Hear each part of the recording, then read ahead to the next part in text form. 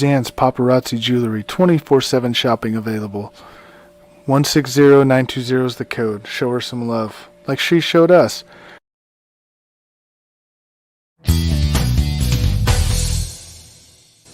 K&A Custom Crafts on Facebook.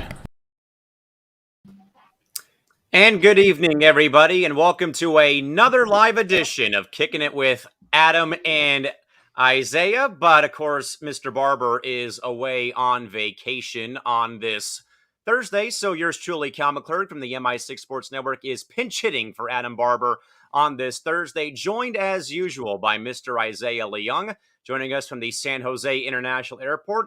And our two good fellas down deep in the heart of Texas, John Alcorn and Chris P. Bacon, our executive director and producer here on C2C. Isaiah, you've been trying your best to get out of this program because for some reason now you're scared to death of me hosting a program because I've been away on hiatus. But of course, Adam asked me while he was away to, for one, keep you in check, but also host this program on this Thursday. Isaiah, good to see you, man. How we doing tonight? Callan, I think this is your first time ever hosting a program on Coast to Coast, so congratulations on getting promoted, my man. But, I'm doing good. I had a pretty easy, relaxed, chill day here at the airport today. I'm doing the show currently from the San Jose International Airport in one of the gate waiting rooms area, so that's going to be fun. But, yeah, it's going to be great to do the show, another edition of Kicking it with Isaiah and Ace. I think Ace is too scared to face me because he knows that my Niners are going to dump his Packers in the postseason. So that's why he's hiding from me today. So, anyways, Callan, congratulations on the promotion. And yeah, let's get this show going. I'm very excited. We got some good topics before we rein in the new year. And of course, folks, John Alcorn also joining us from deep in the heart of Houston, Texas. J.A., as always, man, good to see you. How we doing, man? We're good. I finally saw the Kurt Warner movie today. So anybody, even if you're not a sports fan, I suggest you see this because you're not going to see a story like this ever in the sports world ever again. But I was just laughing because James Gonzalez came up with the comment of the year just now. Yeah, James is saying, I'm wondering if Isaiah found the way out of the airport since last Thursday. Ha, ha, ha, with him being on, kicking it last Thursday with the whole entire cast and crew. And as always, folks, our executive producer and director of programming on C2C, the one, the only Chris P. Bacon Mabry, joining us from Dallas. Mr. Bacon, good to see you. How we doing, man? You're muted, buddy, just so you know. Doing good. It's not too bad here, and glad to be on. Staying crispy. Of course, glad to be on and glad seeing everybody. Again, folks, Cal McClurg pinch hitting tonight for Adam Barber, who is back in Wisconsin, getting ready to watch the Packers play at Lambeau on Sunday.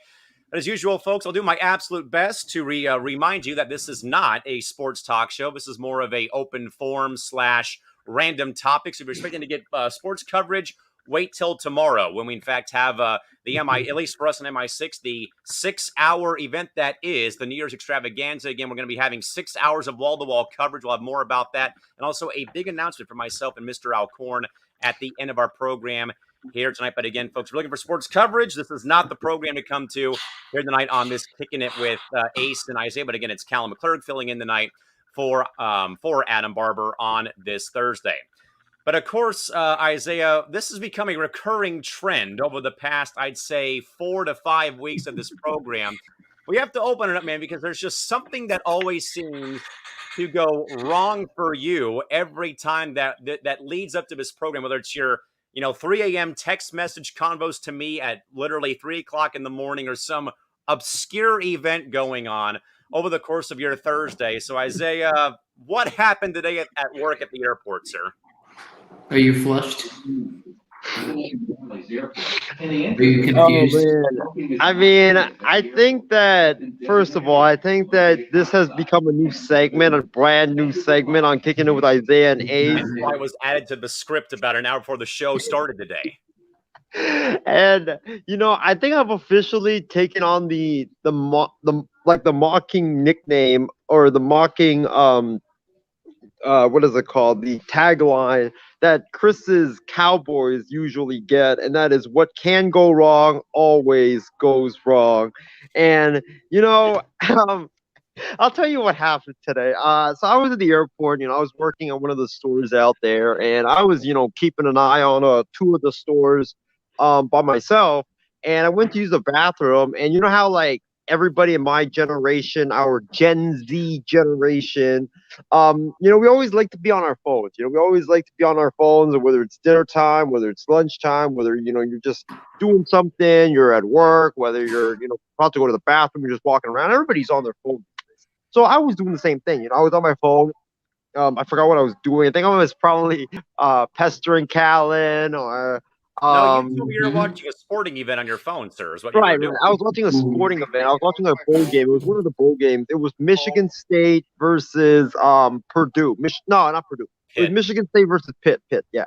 And I was I was I was walking around, or I was walking to use the bathroom, and I was watching the game. Very intense game, by the way. Was walking to the bathroom, and I didn't realize what bathroom I had walked into. I just walked into a bathroom because I was just on my phone looking down like this. And I just walked into a bathroom, and I walked into the stall. Did what I had to do, and then all of a sudden I hear three ladies walk in, and at first I'm like, why are three ladies walking into a men's restroom? And then I realize, oh crap, I'm in the women's restroom, and I had to stand on pretend this seat is like a toilet, right? The toilet seat. And I had to stand on the edge of the seat just to make it like not obvious that I was in there, so they don't see my feet and all of that stuff, and report me to airport security that I'm in the women's restroom. So I stand on the edge. Luckily, thankfully, I didn't fall into the toilet. And what ended up happening was I waited for the ladies to go into their stall, and I just sprinted out. I sprinted out, and I was like, oh my God, thankfully I didn't get caught. Hopefully the security guards and TSA doesn't look at the cameras, because, they have cameras all over the place here. So hopefully no ramifications or no punishments come my way. But I mean, that was, one of the embarrassing moment that's happened to me. And the other day actually was an even more embarrassing moment. I was supposed to work at 1 p.m. here at the airport. And what happened was, you guys know how, at the airport, for employees, they're really strict on, you have to wear your badge, you have to have it Yeah, on you all the sure. time. That's with any company who It's requires a, them it's at the airport. even security, yeah. Yes, exactly. But, you know, I I thought I had my badge in my bag. I keep all my stuff in my bag. And what happened was, I walked into TSA. I was like already going to be late to work anyways, because I work at 1, or I was supposed to work at 1 o'clock sharp, but I arrived at like 1 o'clock sharp at the gate, or at TSA, and I was about to go in, and I reached into my bag to try to find my badge that I have, and I couldn't find it. I was like looking all over the place, and I was like, "Where's my badge? Where's my badge? Why is it not in my backpack?" And I looked in my pants pocket, looked everywhere, my jacket pocket, and I couldn't find it. And I realized, oh crap, I left it at home. I left it either at home or in my sister's car. And I called my boss up, and I was like, dude, I made a stupid mistake. I forgot my badge at home, man. Could I still go? I'm at the gate of TSA. Could I still go into work? And he was like, "Nah, man, you can't. You have to have your badge, like, because you have to go through TSA, or else they'll think they'll think like you're random person trying to go through TSA. You're gonna have to have a plane ticket and all of that stuff." So I had to call my sister to pick me up, who was already like 5 minutes from home. And keep in mind, guys, I live about 30 minutes from the San Jose International Airport. So I had to get her to come all the way back to San Jose, pick me up, go home. And when I finally arrived at home, I went through all my stuff. I was like, oh crap, where is it? Where is my ID? It's not there. And I was like, oh gosh, man, I think I lost my ID. So I called the airport badging office to let them know that I lost my badge.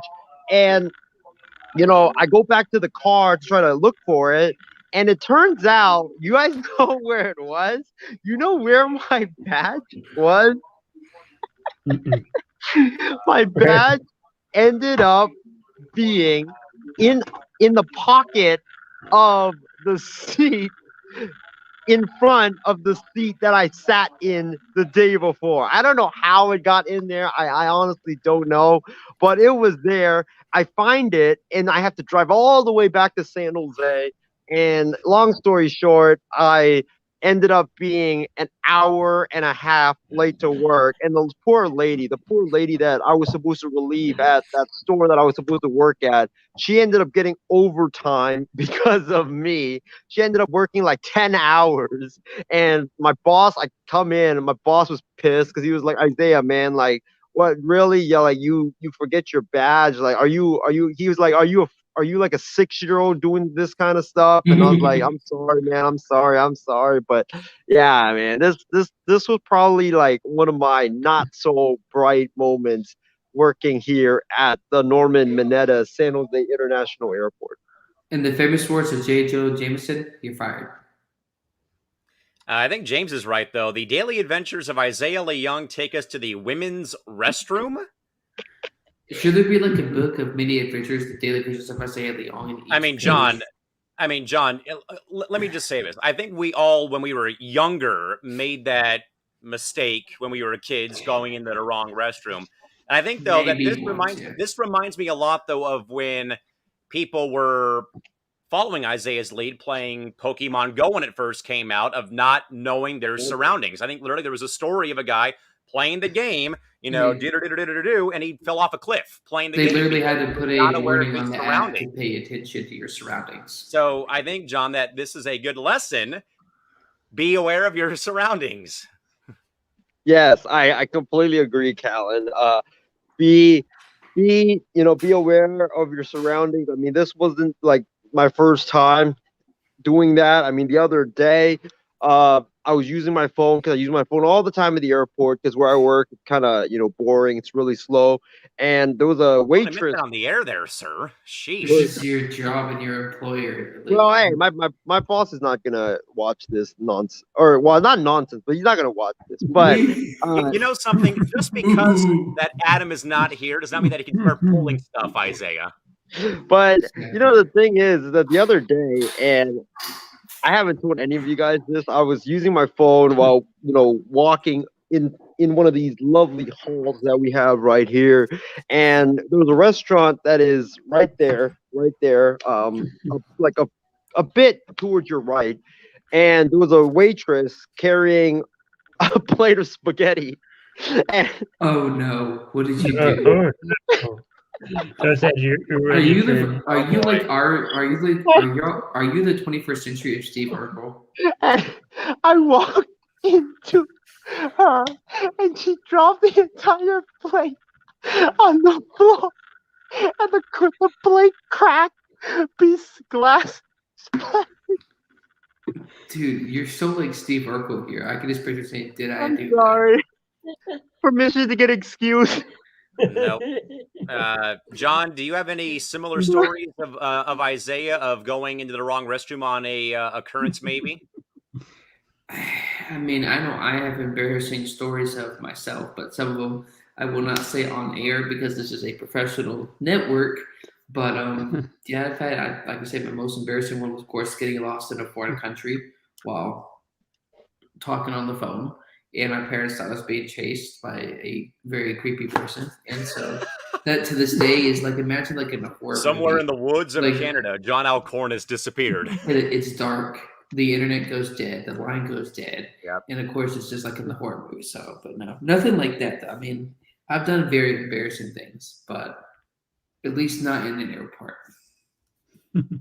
Mr. Bacon, do you have anything similar at all, perhaps, to Isaiah? I mean, I'm sure we've all been there, but I hope not, after what we've heard from Mr. Leung today. I don't recall anything. I probably have, but I don't recall anything. Well, I mean, the ID thing, like, that wasn't really, like, that egregious because I'm pretty sure, like, everybody has done that before where you just, like, the next day, you just, you're really tired, right? You're getting off work, you're really tired, you just toss your stuff, everywhere, and then you forget to, bring your badge, bring your credential, bring your ID. I mean, I've had like a couple of those happen before, but thankfully, I'm just thankful I still got a job. I mean, 2.5 or 1.5 hours late to work. I mean, my boss was pissed, but I'm still glad that to this day that I still have a gig. Because I don't know. I I beg to will. differ, Alcorn. Hang on a second. I beg to differ, though, with the text thread I got at 12:45 p.m. this afternoon of Isaiah saying that I'm going to be quitting this hellhole in 2 weeks. So, I've already heard that plenty of times as it is. This We're is really why gonna change I had that incident happen with my job of working in the sports Missing industry. your It was like, credential or your ID. yeah, because I was like, I'm at my job when I worked. I was a TA for a school in Houston. I was like, oh shoot, I had to get my ID during my lunch break, and the teacher was so graceful. She let me take an extra long lunch break to go get it. But now what I've done, and it's different for everybody, is of course I have my aux cord and everything in the car, a bunch of cords. I clip it to that cord the whole time, so therefore it's always in my car because that was a very long drive in Houston traffic to get home. I will say about that, though, was we had a mix-up one of the times I was working a Gulls preseason game up at Honda Center in Anaheim where the Ducks play. Again, the Gulls are the minor league affiliate of the Ducks. Again, we are essentially AAA baseball, as I call it. And they had a mix-up with staffing credentials. So I got in to the building without any type of credential. But I remembered I had kept my event staff credential from when the excuse me here for a sec. I remembered having this credential right here when we had the rookie face-off tournament in Irvine in 2019. So this is essentially like a prospect tournament of all the like first-round picks and stuff like that, and guys under certain contracts. I'm like, I don't have one, but they said if you don't have a credential, bring an old one with you just in case, because they had a mix-up. And so I'm like, well, I still got this one. So I ended up using this to getting around the venue. So I'm like, thank goodness. But also when I was in high school, and hard to believe, come Saturday, it'll mark 10 years of me being out of high school, class of 2012. Oh, wow. And so the high school I went to, we had essentially, we were kind of in a way sponsored by Bill Gates and his family with like their scholarship fund. So at the time when I was in high school, there was my school, then 2 other schools who were essentially educational complexes. These schools have small schools on one campus. So Kearney High, where I went, we had 4 schools in one. We had a media school, a science school, a construction school, and a business school. And we all had to wear different colored lanyards because we didn't want to mix up, who was who. I remember one day I forgot mine at home and I was freaking out, like, I just got into class and like, oh no, or, I was like, oh my goodness, what am I going to do? So I was able to sneak in somehow without it on. And I went to one of my teachers who said, and I went to one of my teachers and I said, just letting you know, I forgot my lanyard. Do you have an extra lanyard? And she's like, yeah, no worries. So she had an extra lanyard and I got away with it for the day. And this was before, though, so we had to wear the lanyard plus like our credential or our ID on it so they would know who was who. But this was at the time where they weren't checking for IDs at the time. So I dodged a major bullet there. But then the next day it's like, okay, I found it. Like it was in a stack of papers on my desk at my at the house I was staying at. It's like, okay, I dodged a bullet there. But certainly it's a nightmare scenario, John. I'll go back to it's one where you kind of like, oh my goodness, what the heck am I going to do? There was a time in high school where our badges would have a certain color on it to let you know if you're a freshman. So, and I remember junior year there was and then they cracked out since then. There was always one door that wasn't being guarded by a teacher. And so what I told my parents was like, oh, how are you able to go off campus and get your lunch? I made this excuse of, oh, by the way, the teacher took my card and bought the food for me. And another time I didn't have, and it worked for like the whole year. And then I told them after that, oh, by the way, can't do anything because now I'm a senior. And the last one, they asked me for my ID. I was visiting my old high school teacher about 2.5 years ago.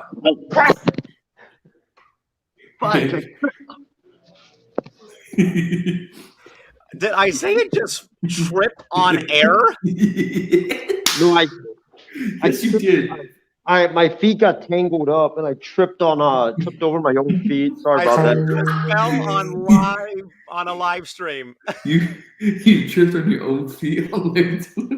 Isaiah loses again. John, back over to you. And so this teacher, it was like, because I had him my senior year, so I was like, how does he not recognize me? Like, he wanted to see my ID, why I wasn't in class. I said, well, my teacher's kind of like, they're kind of mean, they're being a jerk. And I just went along with it. And I always know to bring my ID because we were visiting my grandpa at the nursing home, and they're like, oh, sir, are you at least 18 years old? I'm like, ma'am, I'm 24 years old. So thank you very much. How's your ankle Are there? you okay, sir? Do we need to call a paramedic? Nah, you're good, Did you man. tie your shoes? Someone left their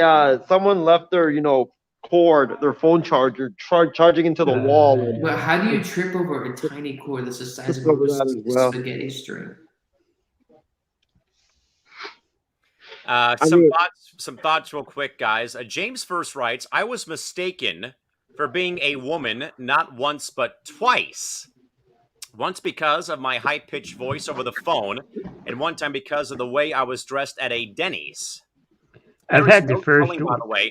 There is no telling, by the way, back when we had a landline, way back when landlines were a thing, there is no telling how many times people would call my house and think that I was my dad answering his phone, when it's clearly not the same way. And even when I would answer his phone, when he would be like in the bathroom, whatever, and someone would call, regarding baseball, and they would always think, when I had answered it, I would say, hey, Coach Bill, I'm like, this is not Coach Bill, this is Callan. And they're like, well, man, you sound like your dad. So, I mean, that happens all the time. Also, real quick, Christy Wilson says, my boss would be pissed if I was an hour and a half. I would be written up and fired if that happened. I mean, anyone but Isaiah would be fired on the spot for that happening. Well, here's the thing, by the way, I'm a Isaiah, be rookie. quiet. Shout out to our good man, Randy Cox, What's saying, up, hey, man? guys, Dragon Viper is in the house, LOL. What's up? Christy Wilson also waving to us, saying hello. James also says, Isaiah tripping, ha ha, as he just did again for the second time in a matter of 5 minutes on the air. And James also says, if it wasn't for bad luck, Isaiah wouldn't have any luck. No kidding. Chris, I forgot where we were at now because of Isaiah falling. Just more so about maybe like, losing your driver's license or your ID, and kind of like that mini heart attack moment you get when something like that does happen. Yeah, I've lost or forgotten like school ID or something and have to go back home and try to find it or, for the next day or something. But that can be stressful. Christy also says, and I thought I was accident prone after Isaiah has fallen twice. Not once, but twice in 5 minutes live on air. And we've seen it happen twice in a row. Don't put that, Chris. When it's important to have your ID, people used to check when I used to get like a beer, take my little cousin to the movies. They would look at my ID, look back at me, look back at the ID, and it's like, ma'am, I if this was a fake ID, you would probably need to just take me with. Like, I don't understand. Like, I even had to ask her, what does a fake ID look like? Because apparently they didn't think my ID was real. No, I've had the mistake of sounding like a woman on a phone before. But believe me, I mean, I've gone to fair share of bars and stuff like that, and there's sometimes though they will, in fact, and I think we all can attest to this. There is sometimes though they will ask you, like, can you name your birthday? Can you do this, do that? And when that happens, it's just like, yeah, this is not a fake ID. Some more thoughts real quick. James also says to Isaiah. First to Isaiah, sit still, Isaiah, while class is in session. Ha ha ha. James also asked how much coffee has Isaiah had today. He'll be back in 30 minutes, so I have no idea because he's leaving the airport to go back home. But John, I think we're going to say something. Now, I'm just laughing because this is absolutely less than 3 minutes. He's tripped twice. He said stupid phone cord. I'm like, how many phone cords are you seeing on the airport floor that you're going to blame it on?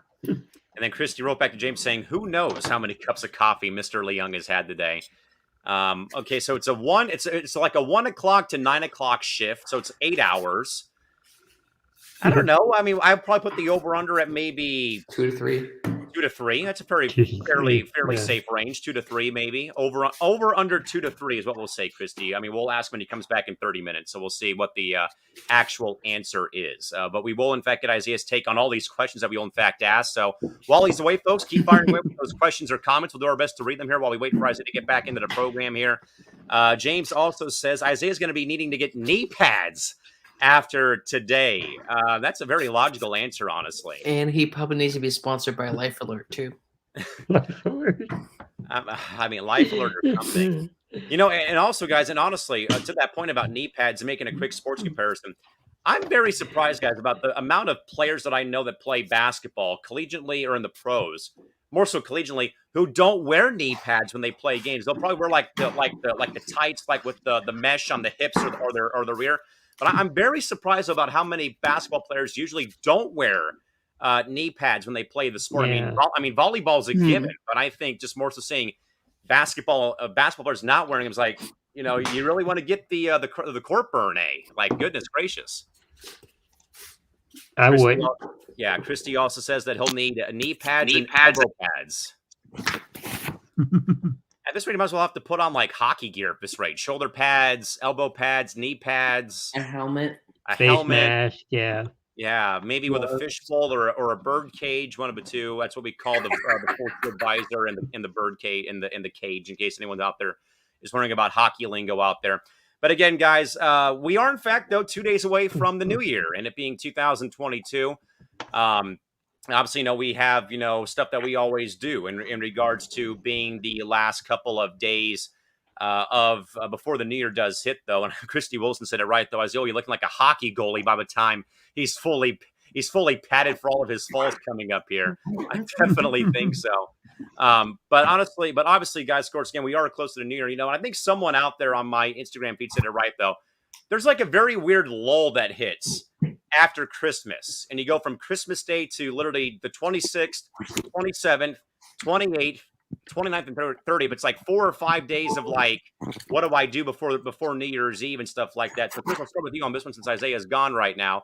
Chris, what is your favorite New Year's Day or New Year's Eve tradition or traditions? One I usually do is watch the ball drop from, you know, on TV, like on New York or, you know, something like that. One of those events on TV. So, John, what about you maybe for like New Year's Eve traditions or New Year's traditions again? Usually before, obviously, pre-COVID times, me and my family would go to Disneyland. We would go either the day after Christmas, New Year's Eve, New Year's Day, usually New Year's Day, though. But, John, you know, obviously, you know, Christmas Day is one thing, but of course, man, there's still 2 more like holidays or holiday to be celebrated after the Christmas holiday. So, John, what maybe is like your New Year's Eve or New Year's Day or New Year's tradition in general?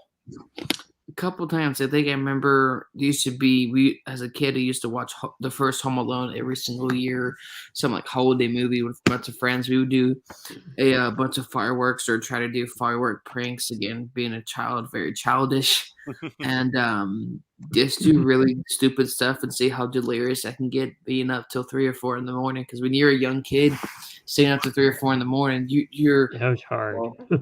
you're tripping over phone cords at the airport. So. Yeah. Honestly, you know, New Year's traditions in general, you know, and obviously, you know, college, you know, usually New Year's Eve is when we have the college football playoff games going on. And usually we'll do like a watch party, me and my folks. Maybe we'll go over to a friend's place and do it and stuff like that. This year, we're kind of keeping things a bit low key. Obviously, you know, COVID still being a thing you know, still being a thing basically. But at the same time, though, you know, usually for me, you know, New Year's Eve, sometimes I'd be working New Year's Eve. We would have like a basketball doubleheader at Point Loma, maybe at USD at like noon and 2 o'clock at the game's over with, and you get back home in plenty of time to be able to celebrate, you know, and kind of do that stuff. But certainly as well, you know, watching, obviously, you know, the ball drop and stuff like that. You know, maybe you're watching football, you're watching basketball, you're doing this, you're doing that. As you welcome in, folks, our good man, Mess Around Dave Esparza joining us. Mess Around, good to see you, man. How we doing tonight? Oh, I've been better. I just got off work. Nothing like getting chewed out for something that's not your fault before you go home. Oh, of course. I mean, it usually happens. Of course, Dave, again, good to see you, man. Again, I'm Callan's here filling in for Mr. Barber here tonight on the program. But Dave, maybe give us, you know, again, we hate to throw you into the fire like we usually do here on this program when you barge in and we basically let you, you know, be the new guy in charge here. But maybe Mess Around, though, again, you know, we've talked a little bit about, you know, New Year's Eve, New Year's Day. Again, we kind of have like this lull, like this, like weird break in between Christmas and the New Year again. There's, you have the 26th through the 30th, and of course you have the 31st where again New Year's Eve hits though. But maybe mess around. What kind of like traditions do you have maybe for New Year's Eve, maybe even New Year's Day? I got a new one I started last year. And I Okay. think I'm going to do it again.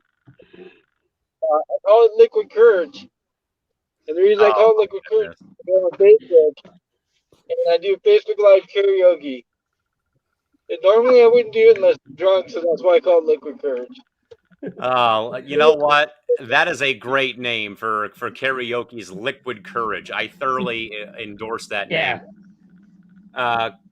Chris, do you agree with that about it being called Liquid Courage instead of it being called drunk karaoke? I agree with that. Yeah. I mean, if you're nervous of just doing karaoke on a Facebook Live or just in general, it helps out. So John, were you going to add something on? Nobody wants to hear me sing a karaoke because you would need extra therapy upon whatever happens with Isaiah's crazy journeys. Oh, my goodness. Some thoughts real quick, guys. Christy Wilson first says, I watched the ball drop from Times Square on TV myself. And she also says, going to Times Square to watch the ball drop is on her personal bucket list. My uncle and aunt who used to live in Connecticut used to go every so often to either the Macy's Thanksgiving Day parade or they would go to the ball drop in Times Square. James also says, on New Year's Day, I'd watch the Rose Bowl game, but now they've moved the game some days later. I believe they're still keeping it, though, on New Year's Day, though. I mean, I know it kind of like fluctuates, but usually it's always on New Year's Day. Randy Cox says that his New Year's Day tradition is to be somewhere with friends, having snacks, drink, and watch the ball drop, then go to bed. Laughing out loud. And James also says, I would watch some Liquid Courage. Mess around, you got someone to tune into you, buddy. Nice. So James going with he would pay to watch, or at least watch some Liquid Courage with mess around in the drunk karaoke, aka we're calling it now Liquid Courage on this program. Again, folks, kicking it with Ace and Isaiah, but again, Cal McClurg filling in for Adam tonight as he's back home in Wisconsin for the weekend, and again to be there for New Year's. And again, Isaiah will be back though in about half an hour. Again, just getting off work and heading back to the home studios in Fremont. Again, but either way, though, we are asking Isaiah all these questions again when he gets back on air. So this is going to be a very long program to everyone out there knows. So Crispy Bacon, John, mess around, hang in there, buddy, because I'm very well caffeinated for this program. But I guess though, guys, I mean, staying with New Year's in general, though, Mr. Bacon, I'll start with you on this one. Are there any plans in your future for the New Year's Day at all this season? Hopefully go to more sporting events than I did the past couple of years. I know COVID kind of stopped that, but just going to some more events, sports related or any others. So, just going out more. Yeah, obviously, going out, it's one thing again, because I know that, it's kind of in a way not quite like where it was in 2020 again with, variants coming back and stuff like that. And, maybe some strain, though, with, capacity being limited maybe at events now and, kind of some old rules going back into place, though. But certainly, getting out more is definitely a good one to have. John, how about you for any New Year's plans out there, my friend? What do you got? New Year's plans, obviously, of course, my cousin's getting married on New Year's Day. And then what a day to get married. Unbelievable. That's awesome. And then, of course, the sports games to me is a must. If you don't want sports on New Year's Day or Christmas Day or Thanksgiving Day, I think you need to be arrested, especially if you live in Texas, because sports are sports. It's in the Texas minutes. I mean, John, I say it about the good folks in Texas: eat, sleep, football, repeat. Simple as that. That's true. And especially with the new football league coming next year, there's going to be even more sports. Again, with the XFL returning, the USFL coming in 2022 as well. Mess around, Dave. How about you? Any plans for New Year's Day this Saturday? I'll be working, sadly. But a hero salute though to those of you who do in fact work holidays and especially New Year's Day. But Dave, please continue. Yeah, I'll be working. Trying not to, hopefully, I won't be working hungover. From all the bubbly being popped on New Year's Eve. Again, like I said, though, usually, for me and my folks, we usually go and travel to one of the theme parks, either Disneyland or this year, my folks and I are going to Knott's Berry Farm on Saturday to do something on New Year's Day this year. But usually, it's what we do, though, is if we're not with family going to a theme park, it's us going to a theme park and stuff like that. So that's usually what we do.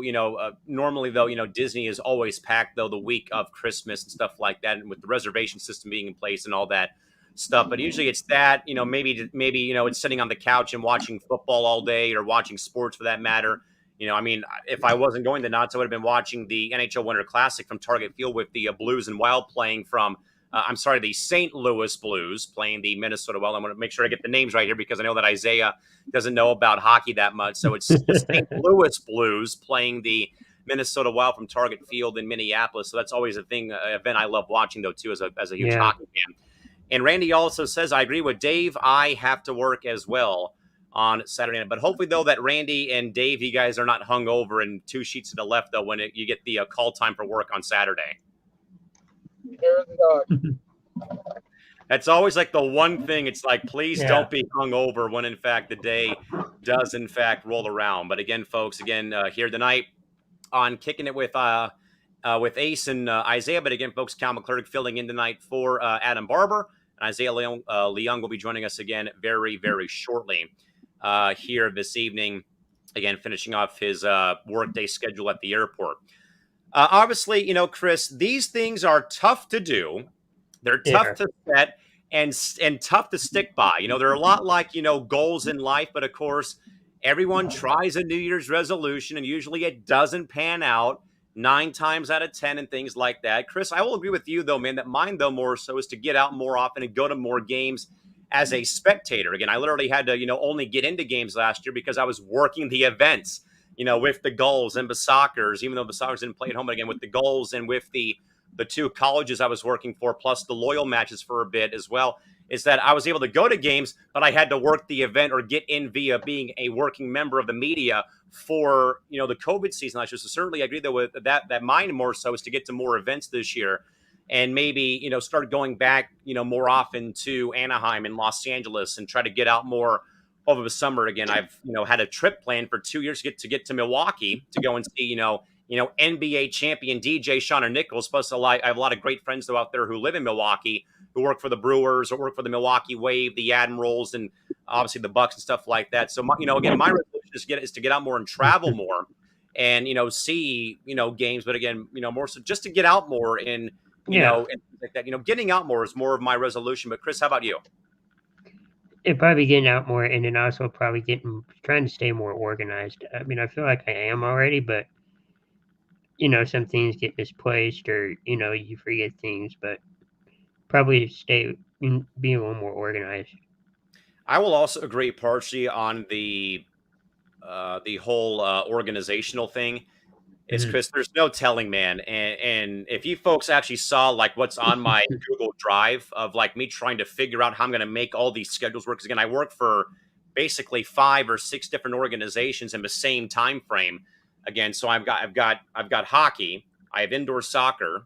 Those are all announcing positions. 2 colleges announcing positions, and a lacrosse writing position, unpaid, plus maybe a spot in local radio, local TV, and maybe even with women's soccer professionally. That I literally have a spreadsheet just of every event I'm working. And there's no telling, though, that I may, in fact, have it on that, but not in my Google Calendar. And I'll say, yeah, I can make it to this event. And I go back and check, like, oh, wait, I had to be at this event. So I have to call out of one game. And I feel so bad and stupid for doing that. Because I feel a lot. I'm going to say this here. And I've never said this ever in my time working in the industry.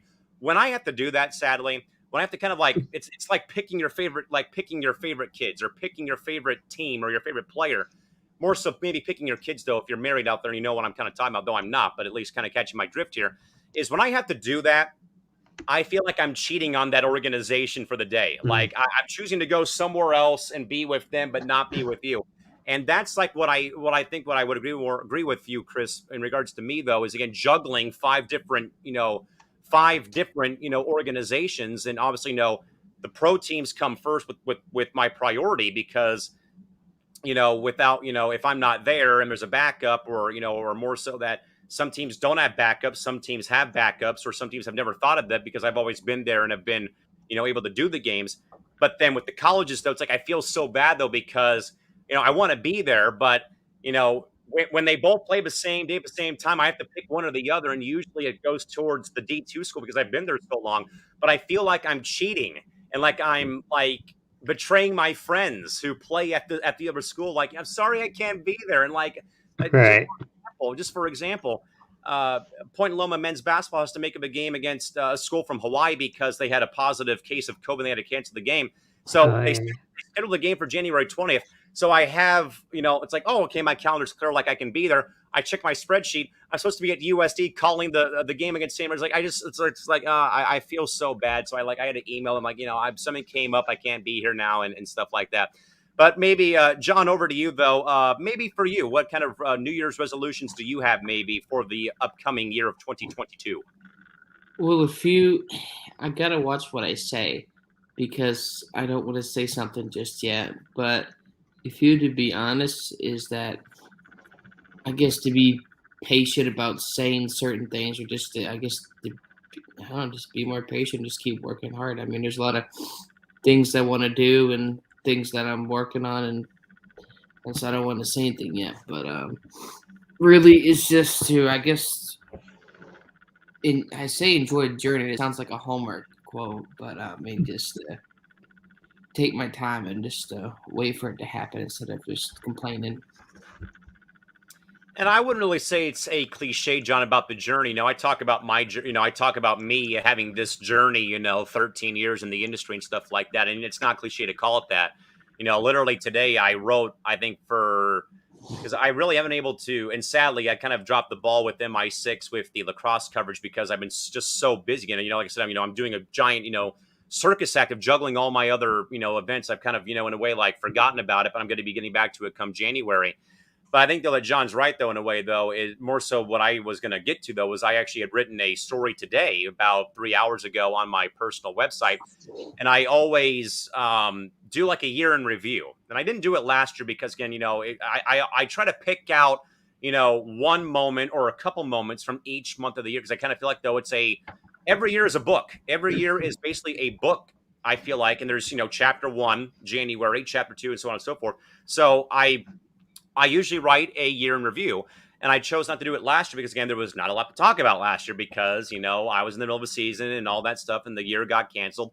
But I did so again this year, and I kind of wrote, like, okay, this happened in January, this happened in February, March, so on and so forth down the road, though, and things like that. And I think it just kind of, in a way, though, for me at least, like to John's point about the journey, it's cool to like reflect, though, on a year. Reflect on the year, like, you did this, you did that, you got to go here, it's always great, I think, to around this time, I think, guys, I think you would agree, though, I think it's kind of cool, though, maybe despite 2020, I think, though, that we all probably in a way like reflect, though, around this time of the year about, what was great about this year, what we could have done better, maybe, and stuff like that. Maybe I look at it through a different set of eyes, though, with me, being able to work for all these teams, though, and seeing all these, sporting events happen and going to games and stuff like that. But I think, though, that today, though, was cool, though, when I wrote my story, just being able to like reflect, though, about, okay, January, I was calling games for basketball remotely.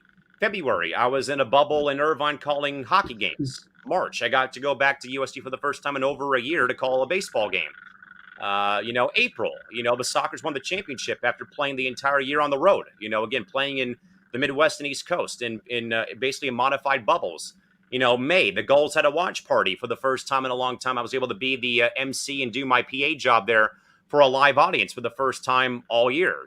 June, got a chance to, interview Haley Scamora from the USA Women's National Hockey Team on the Sports Lounge on MI6.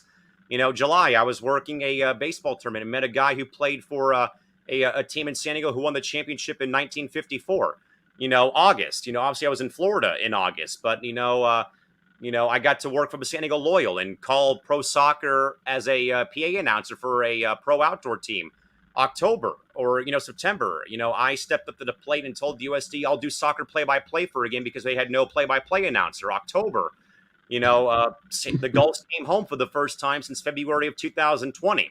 November, I got to see, a great friend of mine and Coach Sabrina White coach a game against San Diego State. Then I happened to just meet somebody playing for Hawaii, who had the same first name as me, and I was calling her name the whole game on this broadcast. So it was Callan calling Callan playing the game, and then obviously, this month I got my second championship ring in 9 years with the Sockers. So the journey is what's so fulfilling about reflecting on a year like this and things like that.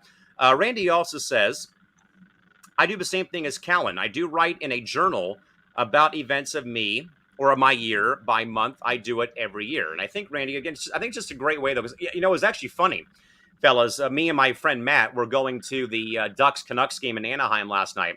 And on this tangent that Randy brought up, though, was that Matt listens to a morning talk show here on one of our rock stations in San Diego.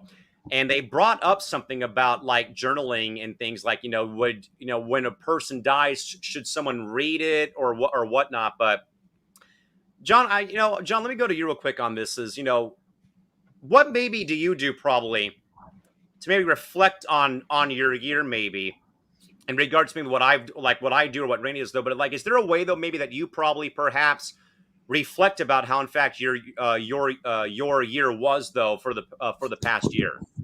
What I've done, because this year was probably the more crazier years, is I write certain events, not necessarily month by month, but certain things like, wow, this happened, or I got to talk to this person. Because this year, compared to last year, of course, my home studio was my Nissan Altima, so not having to record in your car in your closet anymore is nice. And looking back on it this year, I was like, wait a minute, I got to talk to this guy. Dean responded. Chris responded. I'm like, there's no freaking way. I think that's really been kind of interesting to reflect. Like, wait a minute, you've wanted to talk to this guy for a long time. You blah, blah, blah. You found a way to reach out to him or her, and it's worked out. So I didn't think January to now I would have talked to 5 people, much less 15, 20 plus people I've had the honor to talk to and get to know this year. Mess around, Dave, from the Recliner Studios. Do you have any resolutions to pass along for your upcoming year of 2022, my friend? Yes or no? I have one. It's a yearly thing for me. To quit chewing tobacco, and it never happens. Maybe this year it will. You know what, man? I will hope and pray for you because I know that obviously, that's a hard habit to kick though. And I was talking about my friend Matt again, and Matt was in the Army and he was, constantly on cigarettes or on chewing tobacco and stuff. And he found it very hard to quit the cigarettes, but he gave it up and, he vapes now. So, I mean, I don't know personally about your struggle, but I know what, like seeing it firsthand from a friend of mine, though, it's a hard, can to kick down the road is getting rid of those habits. For sure. Definitely, for sure. But again, cool to hear that Randy kind of does the same thing I do, which is basically, journaling or writing about your year in review and stuff like that. But also he says, however, though, one of my resolutions is not to have a resolution. LOL. I mean, that sounds like a lot of people, I think, around this time of year. Isn't that actually a resolution in itself? So actually you kind of failed that, Randy. I do wonder, and I'm sure this has been like proven with like, statistical data and stuff like that. But Chris, I wonder though, man, what percentage do you think of people who make a resolution break said resolution during the course of the year? It's got to be over 50%. 65, 70. I have to go with 80 or 90. Probably more. I'll go in the middle and say 85. I mean, I don't have the answer. I'm just like asking you guys to guess. Right. I'm thinking 85. I don't know. 70, 75. Most people say that. They make themselves feel better, and then they justify breaking it later. I know. I've done the same thing, so. Dave, what do you think? Just throw it out there. I think it's in the high 70s, like 72%.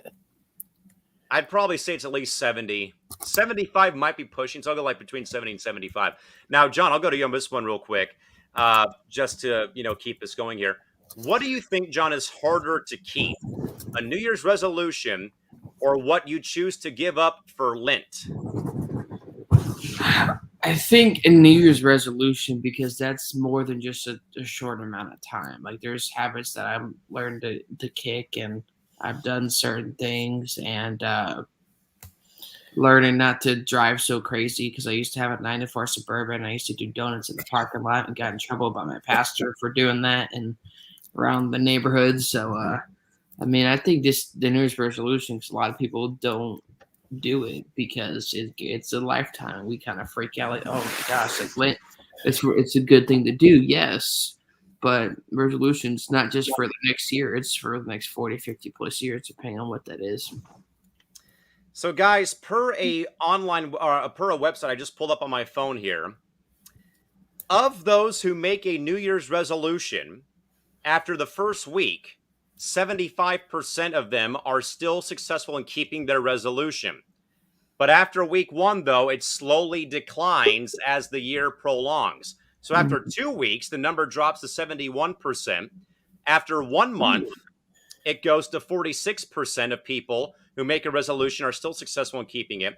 In comparison of those people who have similar goals but do not set a resolution, only 4% of them are still successful after 6 months.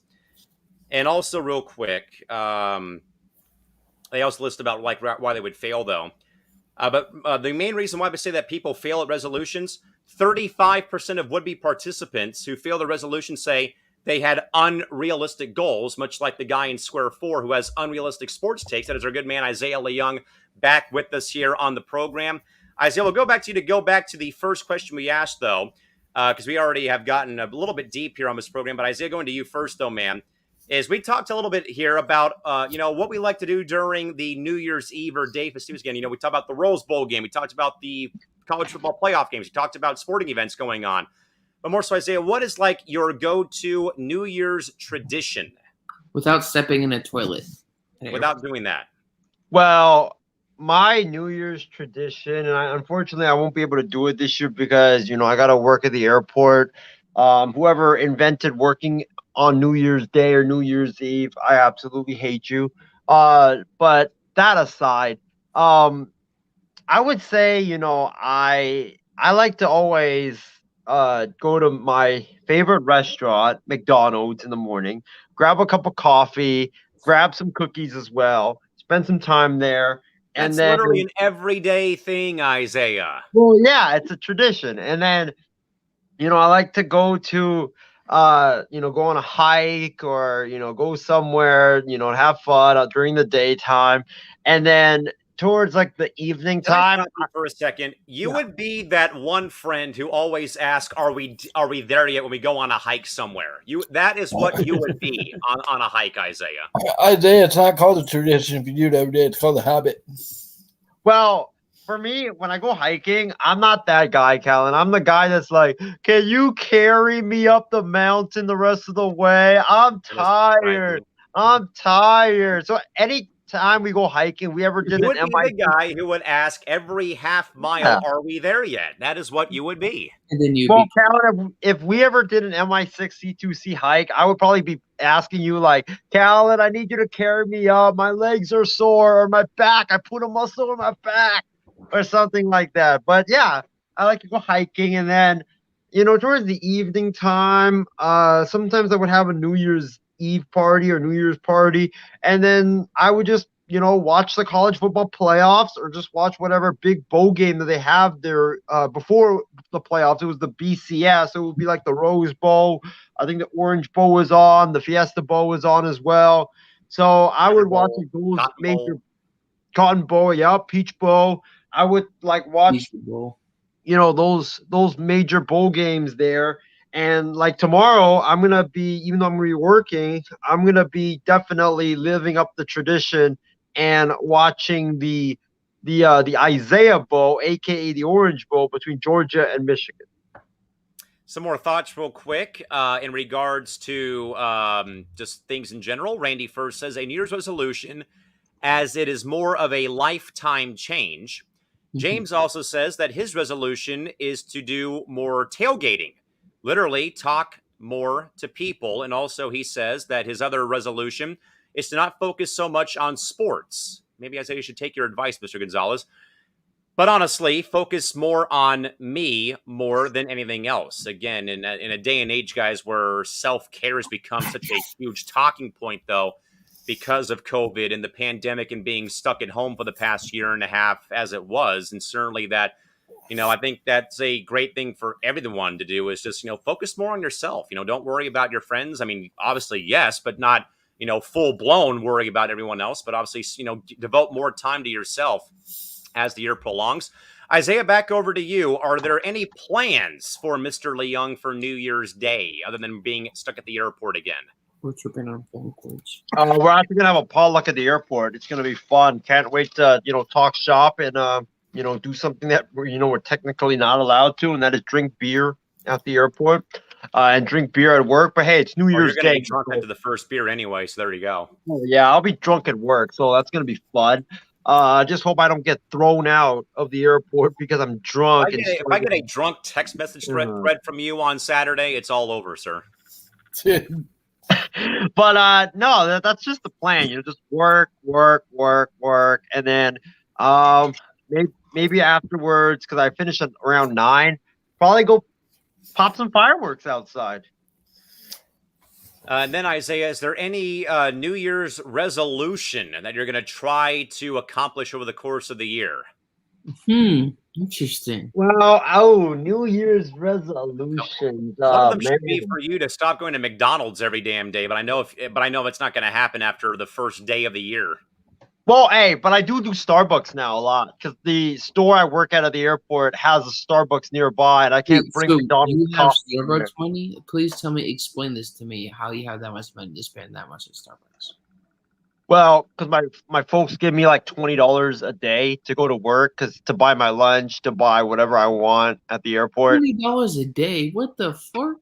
Plus, I get 50% off, and Hey, I get allowance, John. What more do you want? Yeah, oh my god, and 40% off every day. One of these. I don't know if you guys can see it. I wish my parents gave me $20 every day to go to work. But right? Right. Yeah, exactly. It's great. But I don't New Year's go to work.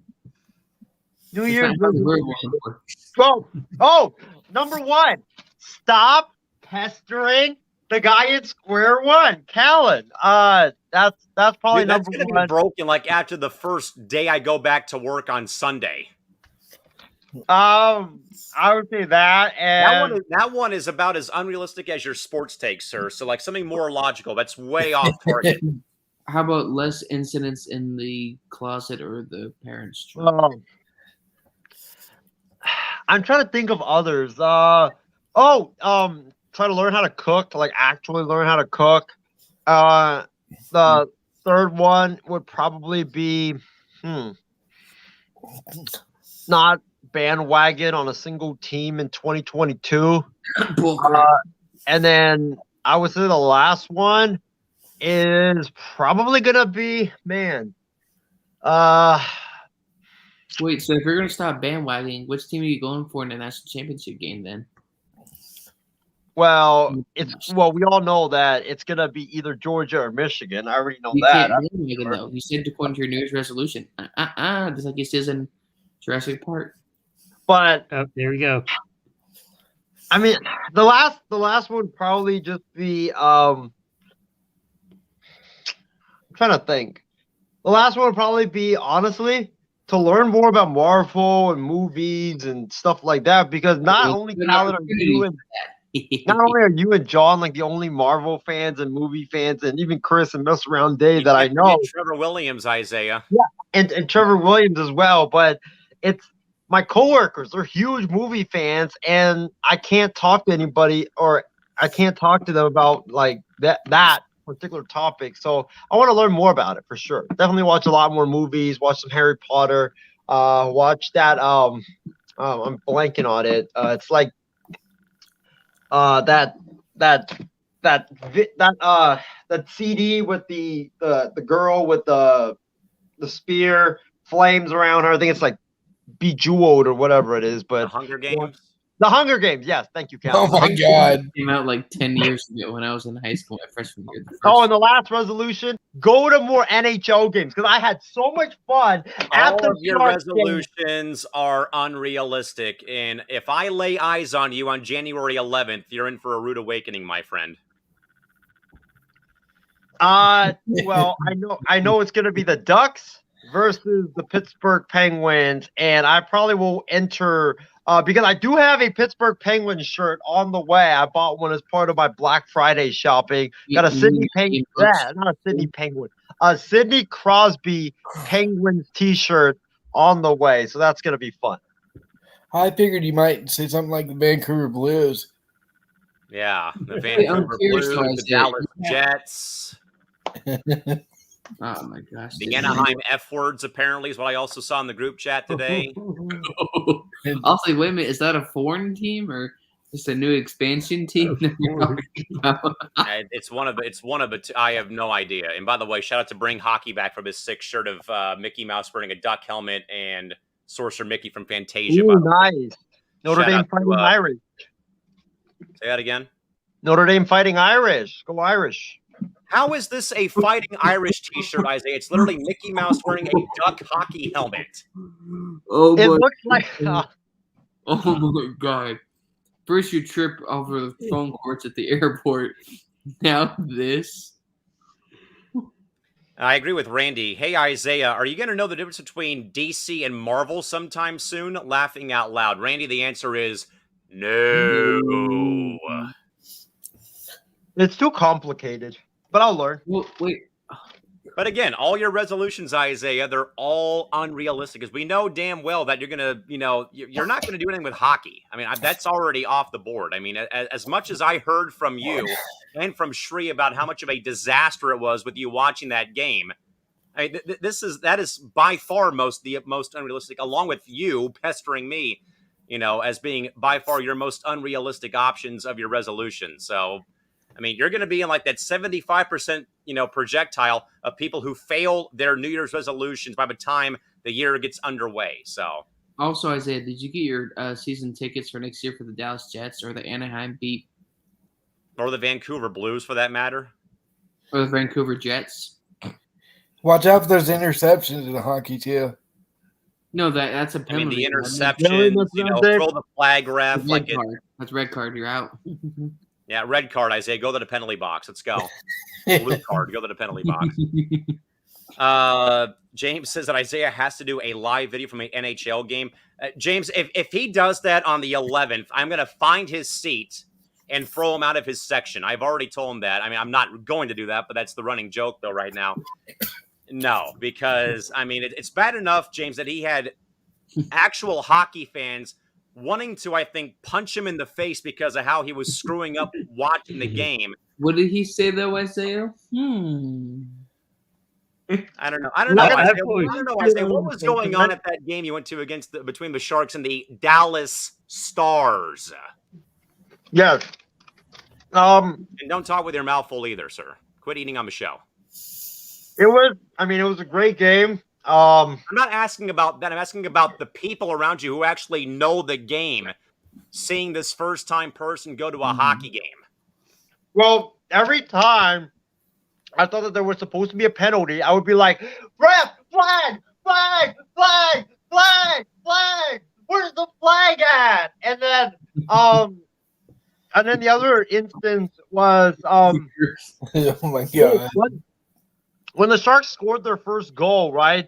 I was like, touchdown! I was like, oh, go, not touchdown.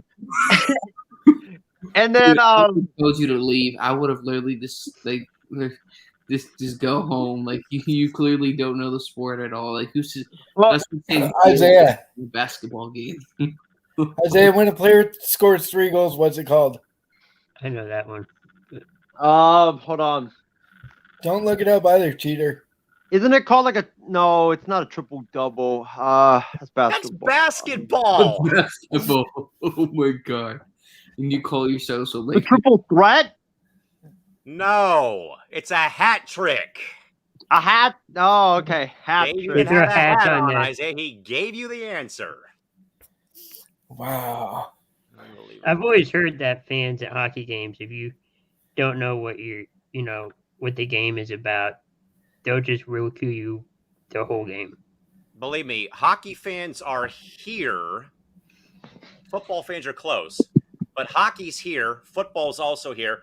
Everything else is down here. Though I would sadly, hate to say it, John, but for me, it's hockey, football, then everybody else. Because, like Chris said, though, if you don't know what you're talking about when you're at a hockey game, you could be getting this, or you could be getting showered with beer. And I wish that could have happened to Isaiah at that game, but oh well. I mean, I that would've wasn't done a bucket the of ice worst cold part water in about the- it, though.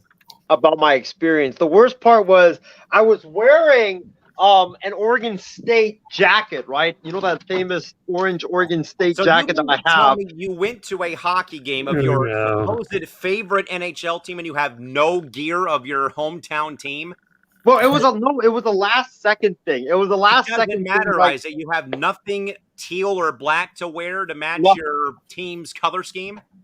well, here's the funny thing. So I was wearing an Oregon State jacket, right? And I was sitting next to Shree, and Shree and Steven and all those guys knew that At least Shree knows who the Sharks were playing that night, unlike you.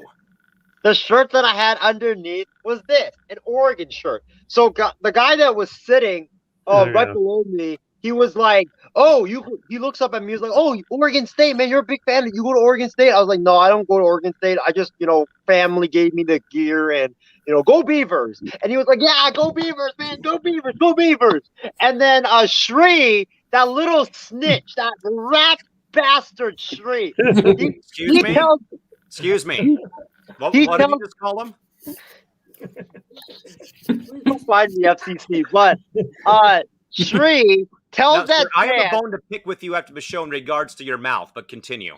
Shree tells that fan, ask him what he's wearing underneath, and the guy goes from like, "Go Beavers, and he looks at me like this. "Don't you dare tell me it's a duck. It better not be a duck shirt. It better not be a duck shirt." And I was like, yeah, it's a duck shirt. And all of a sudden, he goes from like this to like dropping, like he just dropped down from his seat. It was like, you have got to be kidding me, man. How do you wear a Beaver shirt or Beaver shirt jacket and a duck shirt? How is that possible? And like the guy hated me for the rest of the night. And Isaiah, even worse, the fact that you wore a Ducks shirt of some type to a San Jose Sharks game when that is one of their biggest rivals in their division. You got some big cojones, my friend, to be doing that.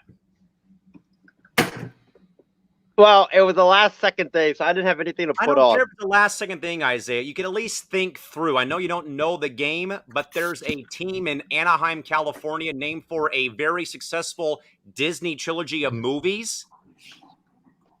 And San Jose is one of the main rivals of a team called the Ducks. The Ducks, yes. Good job, Isaiah. That are not from Oregon. I am That are never not from going Oregon. to another Sharks game again. You say that now, and you still will.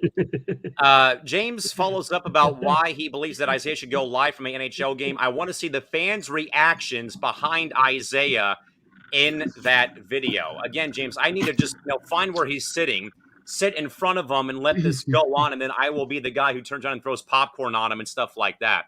James also says, man, the Sharks may have to ban Isaiah from the home arena in San Jose. James also says, and maybe some good advice, Isaiah. James says, I stayed silent at my first hockey game. Just observed it all. And James also says, good job to Shree for ratting out Isaiah for wearing a Oregon State jacket and Oregon Ducks t-shirts. And we sincerely apologize for that man's foul language in Square 4 as well. So if you're going to find anybody, find him, please. He's the one who said it, not us. Please, I'm trying to get in the industry. So don't get me in trouble. I don't know if you guys have ever heard the story about how I went to a Blazers game with Adam Ace, and they were playing the Hornets at the time. Were And they Adam New thought, Orleans? Adam thought that Were they I New was going Orleans to or get us Charlotte? killed. Huh? Were they in New Orleans or were they in Charlotte? It was Charlotte. Okay. Yeah, they had Kimba Walker at the time, and Kimba was going off, just killing it. And every time Kimba was going, Kimba, but let's go Hornets. And we were in Portland, right? So I was like, Dave, stop. And every time I would go, yes, go Kimba, the fans would turn around and look at me. I'm like, yeah. And we're walking out, and the fans just following me. And I was like, hurry up, let's go. You're going to get us killed. Oh was my great. goodness. And I'll throw one more sport in there. You guys can call it what you want. Hockey fans, football fans, I'm talking about the other brand of football. If you've ever been to a soccer match and if you're not rooting for one team, if you go to a rivalry game, fellas, I mean, it is a little bit terrifying. Believe me, I have seen plenty of video of when the LA Galaxy have played the Quakes in San Jose and stories about, arrests and brawls and violence and, increased security and even worse, guys. And I really still think this is the best rivalry in all of LA sports. It's LA Galaxy and LAFC playing 17 miles apart in Los Angeles County. And those games are just games you don't want to go to. Now, I've gone to games at both stadiums, but luckily, though, unlike Isaiah, I'm smart to not go to a game that I will be either ridiculed for rooting for a team, or at least I know what I'm talking about when I go to these games, though. But luckily, the only close game I've gone to with some type of a rivalry was the Galaxy and the New York Red Bulls back in 2018, I think, or when the Galaxy played Seattle. That was about it. But everyone was cordial. Nothing really got out of control, though. But believe me, hockey and soccer, I mean, soccer may go a little bit like they can interchange, though. I think you don't watch soccer anyway. So, but it's definitely sometimes be a little sketch going to those events, though. And James agrees with me. Soccer fans at LAFC sounds wild, especially when you're talking about the stadium being right by the LA Coliseum and the California Science Center. And James also says, FCC, please send me the bill instead. Ha, ha, ha. And it's going to Isaiah. He's going to have to pay up for that. Impersonating Shaq. Nice. With that I in will mind. say, though, for News Resolution, I will be interested in watching other sports games in person that I actually don't like. Well, if you ever get out here to SoCal, let me know, and we'll do the grand tour of going to a few of the games down here. With that, though, guys, of course, the holidays bring upon plenty of great drink options, whether it be your favorite champagne, maybe it's your favorite cider, maybe it's bourbon, maybe it's a lot of things. Mr. Mabry, what's the go-to holiday drink for you, sir? What do you got? Depending on the weather, sometimes hot chocolate, something, maybe a soda, something to keep me up. I can't, sometimes when I was younger, couldn't stay up to midnight, so it just depends. Depends on the move. Mess around. I know that beer is right there for you and me both, man, but what else is maybe your favorite drink during the holiday season? Oh, dude, you got to go with eggnog and rum, bro. Yes. Winning Grandma's combination. eggnog. Now that does bring me real quick, John, to a very interesting point I brought up, though, I wanted to bring up, though, is I think we all know here, minus Leon, that Disneyland Park itself, that Disneyland, the actual original park, there's only 2 spots you can buy alcohol in the original theme park in Anaheim. It's Club 33 and the Star Wars Galaxy's Edge Cantina. But if you go to Florida, fellas, as I did in August, you can go to Galaxy's Edge at Hollywood Studios and buy the blue or green milk from the films, but you can get it with rum. And I did it. It was really, really, really good. With that in mind, Isaiah, we know that coffee's on your list, so just go with what you got for your favorite holiday drink, because we really don't care what it is. Well, holiday drink. It's not gonna be like regular coffee because that's a regular drink. So for me, it's gonna be peppermint mocha. I mean, Christmas Day went to the Starbucks, got myself a nice grande peppermint mocha on the house. By the way, shout out to that Starbucks lady. It was fantastic, and it was like minty. It was chocolatey. It was. You don't need a full description, sir. Thank you, John. How about you for your favorite holiday drink of the year? When I turned 21 for the first time, I tried Grandma's eggnog, and man, that's a masterpiece. But it had to be root beer, Grandma's eggnog, regular eggnog in an ice cold glass in the freezer, and then of course my daily cold one, aka a Monster. Oh man, I thought Dave was like, what? Your cold one is a Monster? Well, in the mornings. I call it a cold one because I put it in the freezer, and so it gets pretty chill. Oh, so it's a Monster slushy is what it is instead. I dig that, actually. Could you imagine that, by the way, a Monster Slurpee from 7-Eleven? Wow. Dude, I would buy it. Let's do it. Let's trademark it so 7-Eleven can't take it. Chris, I'll go to you. What is probably the I wouldn't say weirdest, but maybe more so Go-to Slurpee flavor from 7-Eleven. What would it be? My go-to? Yeah, go-to flavor. Go-to flavor or flavors. If you do a suicide, that's even better. I like the classic Coca-Cola Slurpee. That's probably one I like. Or the cherry. Good man. Dave, how about you? Oh, I like to take my cup and fill it up with all the flavors they have. And there's like Smart 7 man. or 8 of them out there. Just do. Yeah, just fill it until it's full. with Oh, all different man. flavors. Isaiah, I hope you know what a Slurpee from 7-Eleven is, man. So I hope you know what those are and maybe give us a flavor or two. Too easy. Pina coladas. That is my flavor. We wait for it every summer. Get wow. it? It's the best. Yeah, I'll tell him. Thank you. That was Rupert Holmes, Isaiah. He's waiting on that pina colada still, sir. So hurry up and give it back to him. John, how about you? For me, it is cherry, or to me, the Coke one has to be like the OG, especially back in the day when I used to get drinks at the movie theater before I would sneak them in. It would be definitely that for sure. I go with Coke, sometimes the Dr. Pepper, but usually if I do grab a Slurpee, I grab another like another can of soda and add more to it, where it kind of adds a bit more flavor to it. So I definitely do that for sure. Let's see here. James says anything but Fireball. Good choice. That is a very popular drink. It is. I've heard a lot of people drinking. It's a huge ordeal at San Diego State University here in San Diego. Randy says, I don't drink Slurpees. Okay, well, at least that's good to know. And James also says he would go with Coke, banana, and cherry. I don't think I've had the banana. I didn't know they had one. And Randy says, banana. I love Fireball, laughing out loud. Well, at least someone out there likes Fireball as well. With that, though, guys, we're going to do a little bit of a top 5 ranking, kind of in a way, the No BS Power 5 on this Thursday. Chris, I'll start with you, and it's a very simple category, sir. Top 5 Disney movies. Ooh. Not in particular order. It could just be any 5 that you usually watch a lot. So, Haven't seen a Disney movie in a while. Toy Story when I was little. Yes. I liked Ice Age.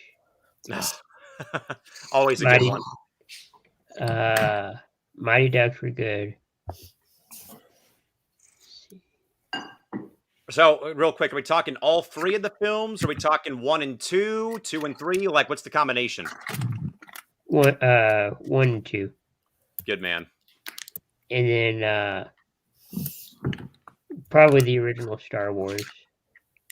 Yeah, I mean that qualifies as Disney because they're underneath the same ownership now. Dave, how about you? Hold on. Are you talking to me? Yeah, we're looking for your top five Disney films. Top 5, and this is mainly because I got kids, so I watch all those movies a million times. Hey, I have 2 young. I have 1 niece and one nephew who are all still under 10. So I feel you. So, I got a 15-year-old daughter, and my son's going to be 11 on the 5th. Beautiful. So I'm going to start out with Up. It was one of our favorites. I love that movie. Got a lot. Big Hero 6. Cars 1 and 2 and 3. We watched all those. Let's see what else. The Lion King. Love The Lion King. You can't have a top 5 without The Lion King. Nice. Yeah. And probably Beauty and the Beast too. We watched that a lot too. Oh, and I think though that Dave's right. You have to throw at least one of the classics in there eventually. John, how about you? Maybe I'm an unpopular opinion here, but I think The Lion King is overrated. But either way, top 5 though, I have to say, shoot, what was it? There's been a ton of Disney movies because I've hated a ton of them. Not in terms of like the kids ones, Dave. I'd say one of the recent Marvel movies, Revenge of the Sith. Number 3, I'm trying to look this up real quick because there's been so many over the years. Shoot, what was it? Blanking on it right now, but what was it? Can't remember at the moment, but yeah, there's definitely a ton of them that I'll probably come up with literally at the last minute. But there's definitely a lot of good ones that I continue to watch. Oh, of course. I mean, me, I could probably have separate categories like, the Disney classics, the Pixar classics, the Marvel films and Star Wars. And stuff like that, I am deathly afraid to ask Isaiah. So I'm going to leave the set when I ask Isaiah for his top 5. But Isaiah, the floor is yours for your top 5 films while I go offset and go on my bet for the next couple of minutes here. All right, not in order, but Kung Fu Panda. That is not a Disney movie, Isaiah. That is a DreamWorks film, and they are at Universal Studios Hollywood. Way to go, man. I thought DreamWorks, Pixar, and Disney were the same thing. Oh. Let's see. The Sword and the Stone, classic Christmas movie. Let's see. Any movies with Donald Duck in there? Because Donald Duck is my favorite Disney character. I think that Disney should make Donald Duck the face of Disney. It's about as good as you calling Matt Chapman the face of baseball. I'm trying to think. Toy Story 1, Toy Story 2, Toy Story 3. We only need 5, Isaiah. We don't need 10. And then Alvin and the Chipmunks. Easy. That is not a Disney movie.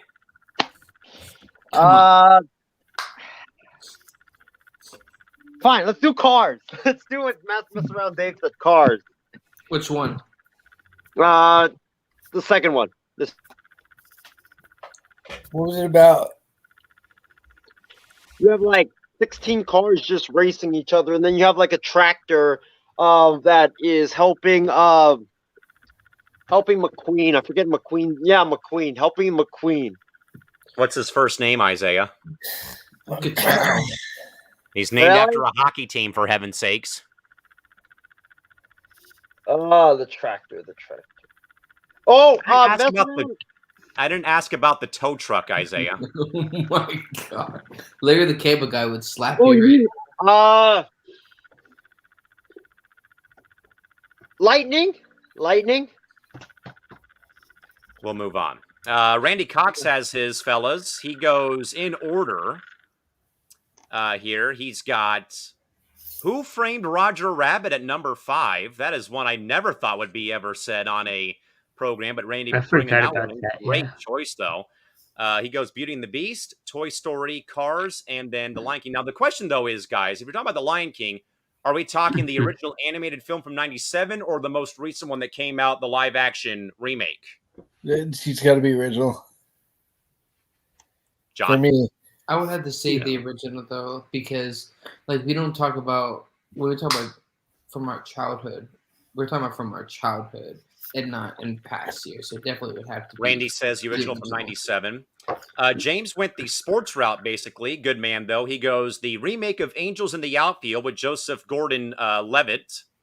Danny Glover in that film, portraying the California Angels, which, by the way, a side note, that was not shot, folks, at Angel Stadium. That was shot at the Oakland Coliseum before they closed it in for football during the time that the Raiders were, in fact, I don't think they were in Oakland in 1997. But the reason why they could not, folks, that they could not use Angel Stadium was because the scoreboard had collapsed during filming during a earthquake, and they could not use the ballpark for the filming. So they did, though, do like some shots of the Big A and part of a stadium, but they could not actually use the stadium for the sets. They actually had to move it up to Oakland for the remake of that film with the then California Angels, again with Joseph Gordon-Levitt, Danny Glover, Matthew McConaughey as well in that film, playing center fielder and guys like that.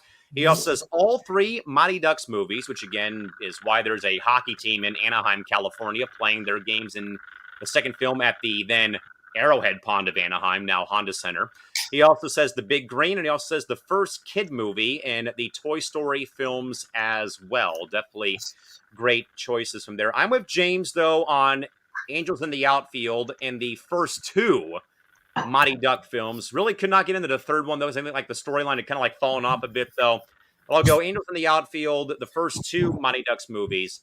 I always go with Winnie the Pooh. It's always my favorite, and also my all-time favorite is still Sword in the Stone. Like Isaiah had said, though, he kind of just pulled that one out of his rear end, though. But reason why, though, Sword in the Stone is my all-time favorite, and that is actually my next tattoo. That will be right here sometime within the next year or 2. I'm surprised nobody said Aladdin. You know, I don't know. I mean, I think it's in the top. It's definitely in the top 10.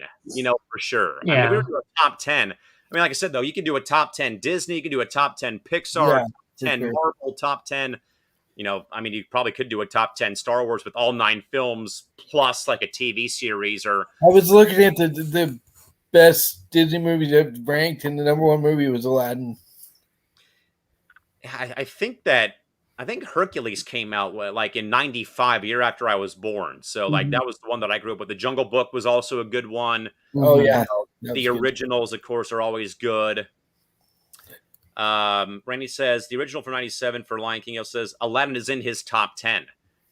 I mean, because I think you have to, but I do think though that somewhere though along the line though you have to have the classics: Snow White, Beauty and the Beast, Pinocchio, Sleeping Beauty, even for that matter. In the Cinderella, even that was one I loved watching. Peter Pan is another one that I loved watching though as well when I was younger and stuff like that. I mean, I don't know, like, I mean, a top 10 list is just so like, you know, and now James even says, how about the Aristocats? And that's another like I haven't heard that in forever. Early one too. And Randy says the remake sucked in regards to the Lion King. It's about the originals, you know, and I think that, okay, I'll say this. Some of the remakes were good. Some were not so good. I mean, I kind of think though, guys, that maybe that this has not been talked about though. When though do you think it kind of comes though to like, okay, stop with the storylines? Like, do we need more Jurassic Park movies, Transformer movies? Do we need more Fast and Furiouses? Do we need, these remakes to, these old films? I mean, it's like, I mean, it's almost like, how much further can you keep advancing the story? Is it, coming out with a new Scream, like, Jesus, get over it already. Dude, this Fast and Furious was dog turds, the worst movie in the series. I would rather do math homework on a Friday night than watch that garbage again. I mean, apparently, am I hearing rumors that there may be a Fast and Furious 10? They're making 2 more, then they'll be done. Yeah, The Rock turned it down because he doesn't want to work Ben. Yeah. Goodness gracious, I don't get it. It's almost like you need to like pump the brakes. Like enough is enough right now at this point in time. So. Definitely. I stopped watching after the 3rd one. I haven't seen any past Fast and Furious 3. I mean, if you go Star Wars is my exception to the rule. If you go beyond a certain number of episodes, I get lost. Like, okay, I can't do this anymore. And especially like with Fast and Furious, like I never got into it and things like that.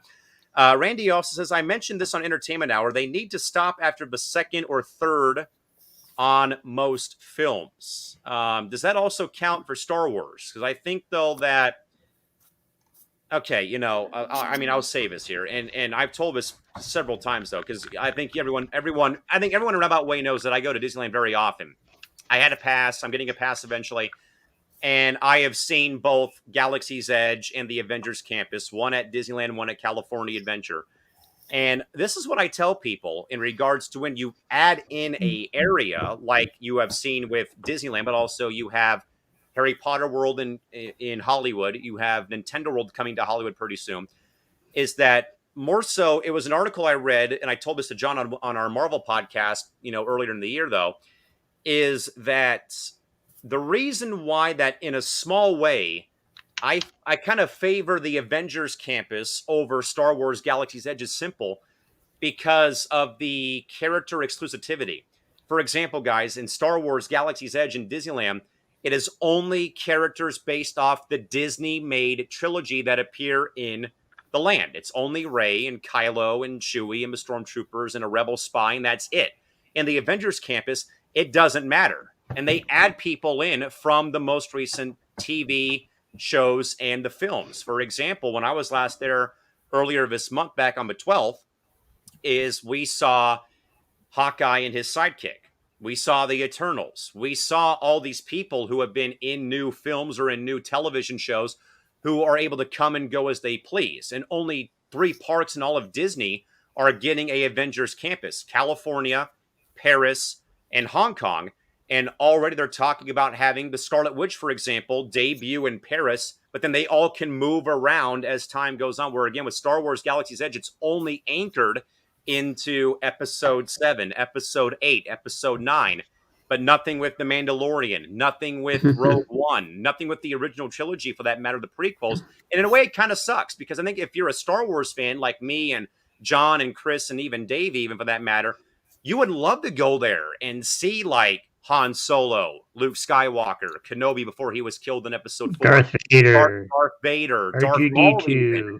even, Count Dooku, stuff like that. Where again, with the Avengers Campus, you can go and see Zombie Cap from What If during the Halloween layover. You can go and see the Dora Milaje and see the Black Panther, see Iron Man, see Captain America, both Steve Rogers and even see, Steve Rogers and see Sam Wilson and guys like that as well. So again, that's just where we're at right now.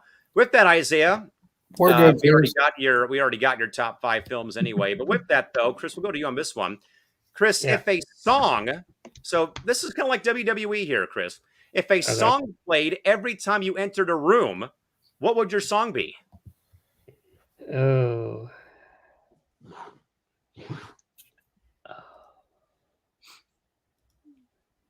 Ooh. I don't know. Come back to me on that one. Dave, I know you're probably a big wrestling guy, so actually let's tweak it a little bit here, Chris.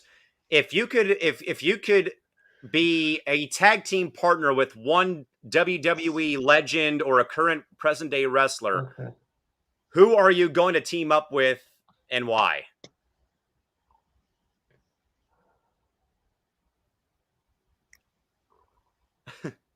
I guess you could go with Cena. I don't know. I think Cena's like the safe bet. Mess around, Dave. Yeah. What would you go with? I think it froze on his end. So. It froze on his end. John, I'll go to you. Who would you go with for your WWE tag team partner to enter the arena in with their music? Who would it be?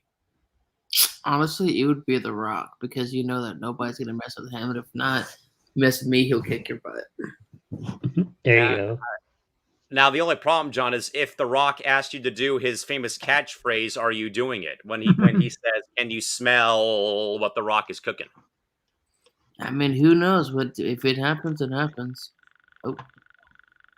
If it happens, it happens. That's definitely a good answer for sure. But answering your question about the music, it would have to be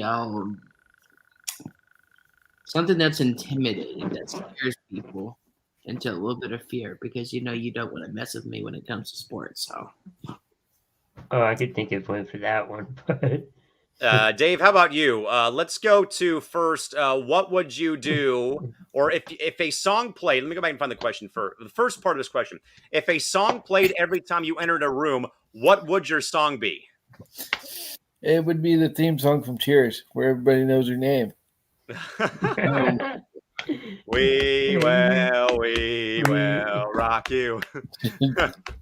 Rock you. And then the second part of that, if you could tag team with one wrestler, who would it be? Carmella.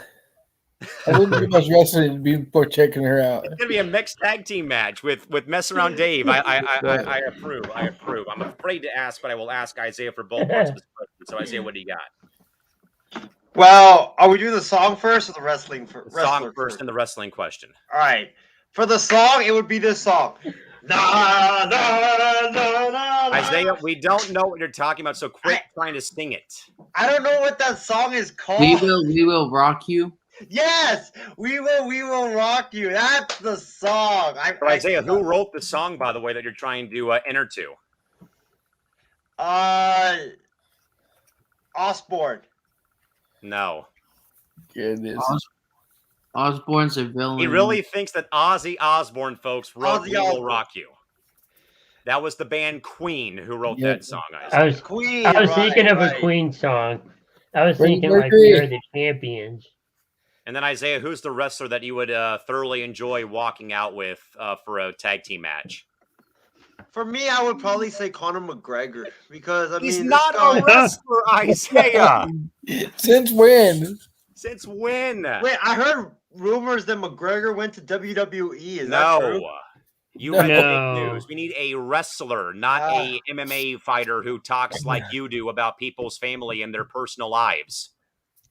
Brock Lesnar. Brock Lesnar. Because I was he's gonna say huge. he's Please don't tell he me he would- quit too.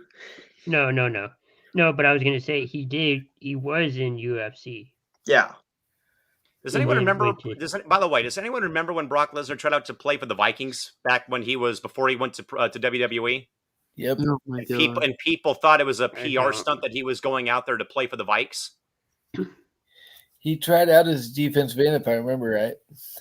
But I know, and it's weird though that like here he's like this like renowned like household name in Minnesota Golden Gopher wrestling history, going to try to play for the hometown football team, and then with his gimmick, all the fans in pro wrestling hated his guts for like at least what 3 years, Dave, at one point. Yeah. Well, I'll say this: if I had to enter through any kind of song, I mean, my favorite band is Muse. They're from the UK, and I've seen them on tour 4 different times in San Diego, maybe 5, I think. So any one of their songs, I can walk into a room, walk into a room for sure. If I'm teaming up with anybody, come on now. I live in San Diego. I've got to team up with Rey Mysterio. I mean, come on now. I have to do that for the San Diego fellas. So definitely for sure. Isaiah looked very perplexed down there. What are you doing? I didn't even know Rey Mysterio was from San Diego. I thought he was from like Guadalajara or something like that.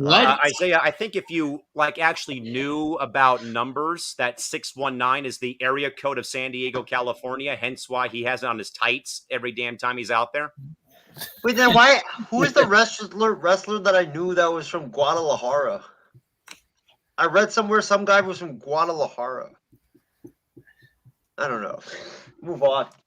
Don't know. With that, guys, we'll jump into some of the fun parts of this program. I will attempt to do my best Adam impersonation here for a game of Would You Rather. Now, we may have a couple questions, guys. Now, I probably went to the same site that Adam picked his from. So there may be some duplicates from maybe a previous show. But first, I'm going to get to some of these comments real quick as well. James first says that the slow and redundant instead of Fast and Furious is what the name should be for the series. Slow and redundant, not Fast and Furious. Randy says, "Give me Stone Cold's theme song." That's a great choice right there. James says, "You better know who did that song in regards to Isaiah, and we will rock you." He didn't know, obviously, James, it was Queen, not Ozzy Osbourne. And Randy also says, "Sounds like he was trying to sing to Iron Man by Black Sabbath."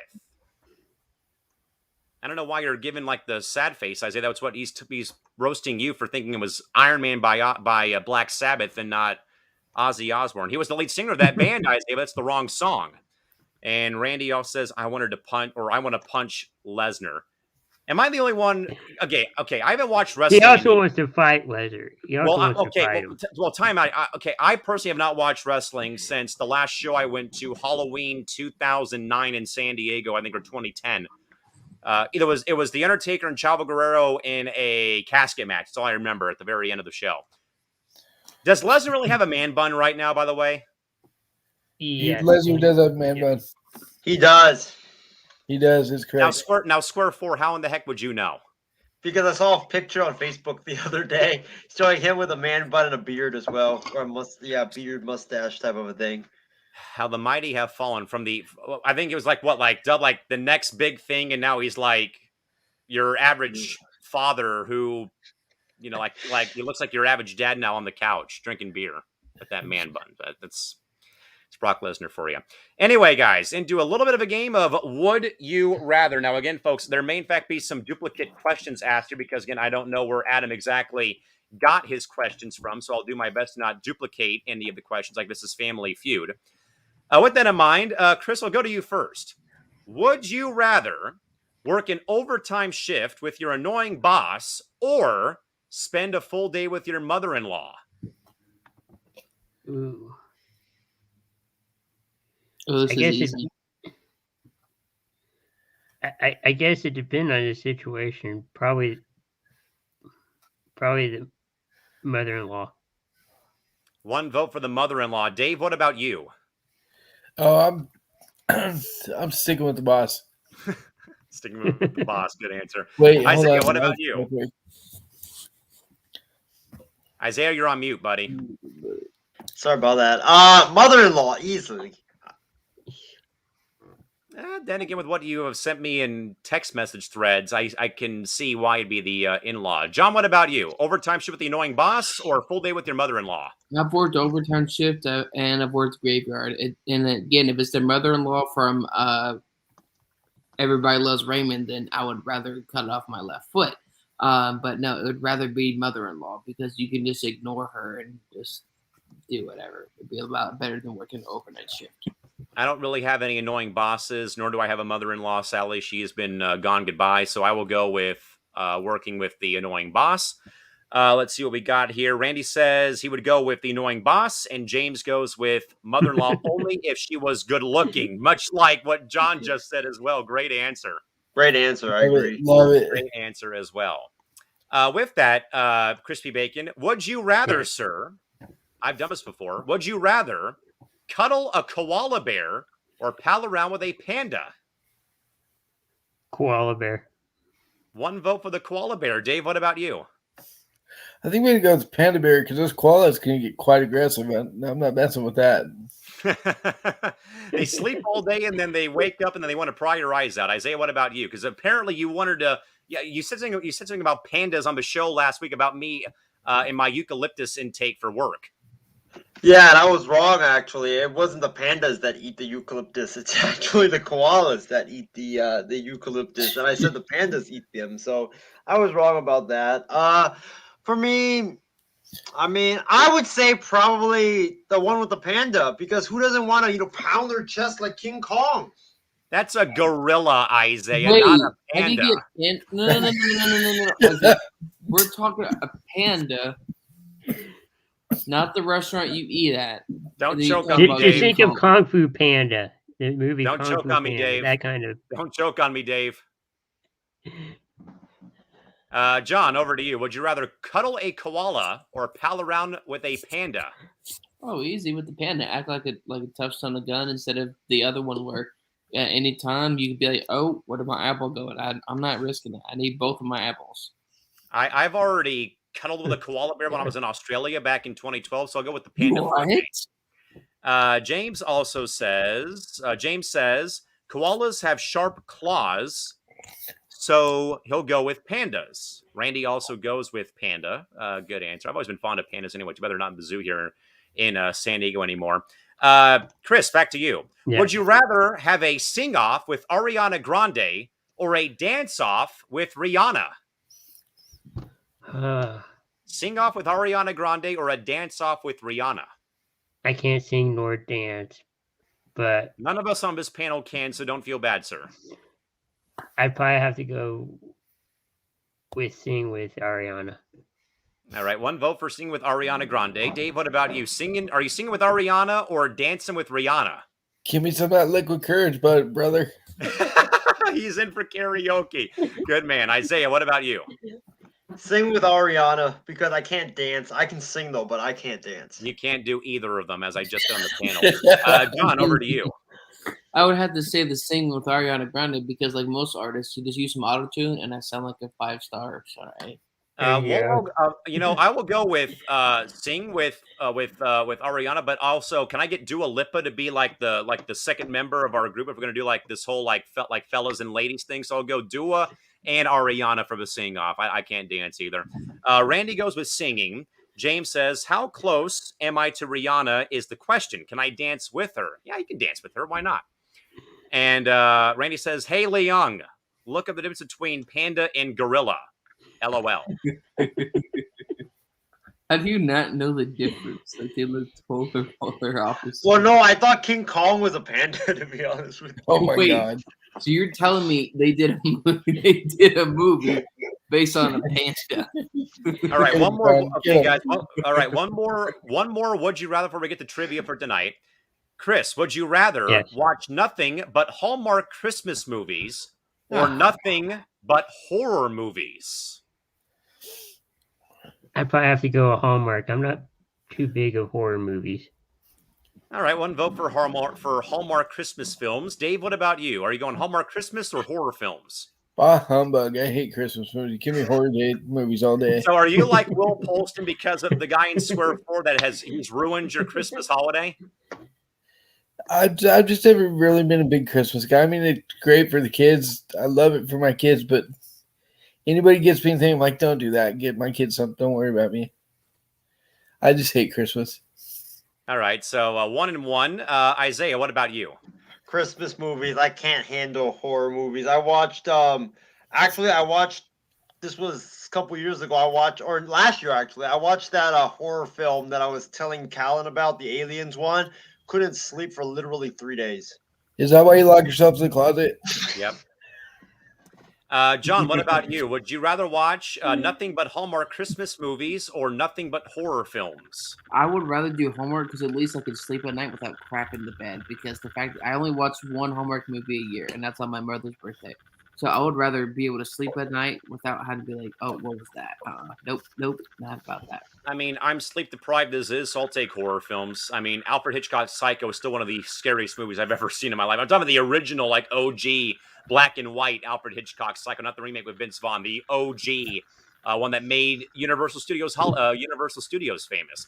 With that, guys, into one more fun segment, a little trivia for the upcoming night. Marvel And trivia. just to make it worse for Isaiah, this is all, folks, Marvel Cinematic Universe trivia. So this Yes. is going Yes, to be nothing more than a classic. With that, Chris, we'll give you the first question. Yeah. How many Infinity Okay. Stones are there in the Infinity Gauntlets? Oh, 5. No. Dave, I'll go to you. There's 6 in there. Dave got it. He got it right. It was 6. I was going back and forth between 5 or 6. Good job, Dave. It's all right. Dave, we'll go to you on this one. Where is Captain America from?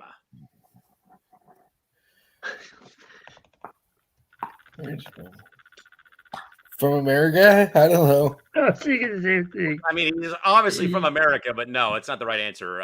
He's from Pennsylvania. No, not quite. I'm afraid to ask Isaiah, but I will anyway. Oh. West Virginia. No. All right, Alcorn, it's for the taking, my friend. wasn't it Brooklyn? Brooklyn, New York is the home of Captain America. I was just going to say New York, too. Because I remember Spider-Man's from Queens. I remember they had that scene in the Civil War. Shouting out the aforementioned host of this program, Adam Barber. What's up, guys? Just landed in Wisconsin. Go Badgers and Bucks in 6. Isaiah, put your W down because your team lost the NBA Finals to my beloved Bucks last season. Chris, back to you on this one. What does the acronym of SHIELD stand for? SHIELD actually means something, believe it or not.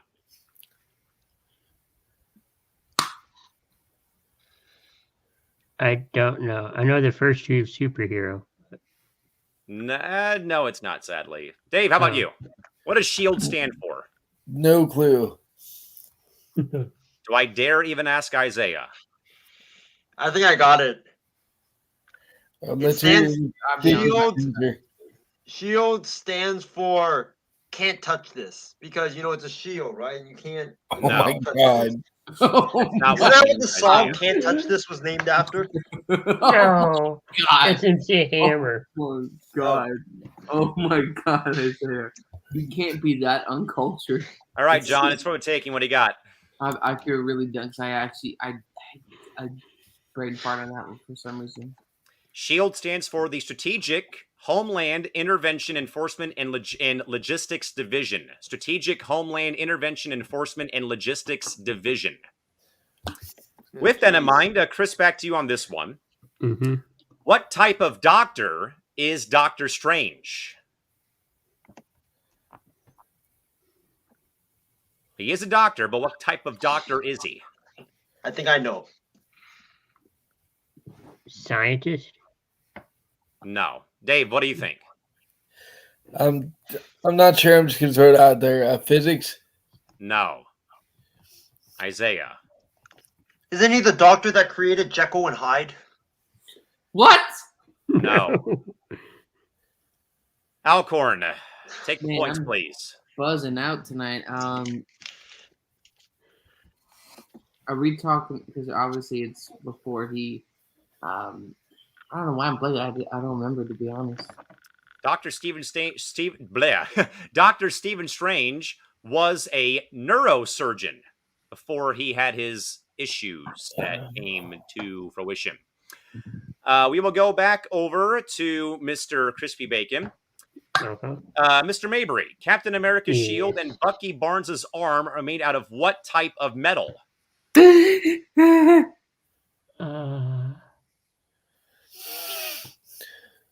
One hint. I know Adam doesn't give hints, but this is on the periodic table of elements. I think. I know this one. Aluminum? I don't know. It's been a while. Hey, close, not quite. Dave, what do you got? What was the question? What type of metal is Captain America's shield and Bucky Barnes's arm made out of? Titanium? No. Isaiah? Potassium. No. Alcorn? Wait, vibranium. It is vibranium. Thank you, Mr. Alcorn, for It's from rescuing from Leon. Wakanda. They talked about in Captain America, the first adventure. Isaiah, potassium. That's the thing you get. How do you get a metal shield and potassium? That I wouldn't be get a metal potassium shield. from a banana, but Yeah, but that doesn't make it a metal shield, Isaiah. No. So Potassium is not. No. All right, we'll do a couple more questions here, guys. We are getting close to the midnight hour here. Mr. Bacon, back to you. yes. Pepper Potts, best known for being Tony Stark's sidekick / girlfriend and wife, and everything else with Stark Industries. She's allergic to what type of fruit?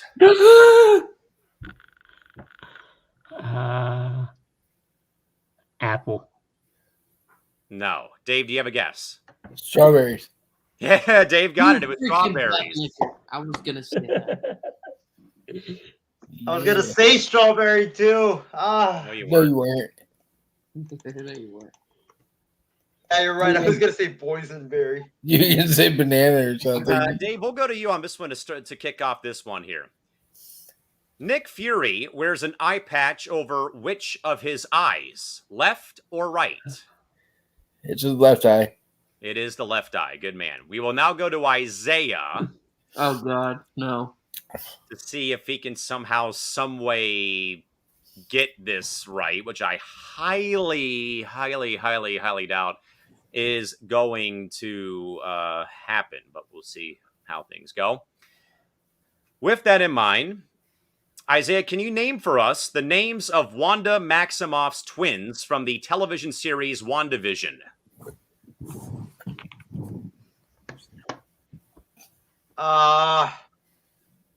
Twins. Okay.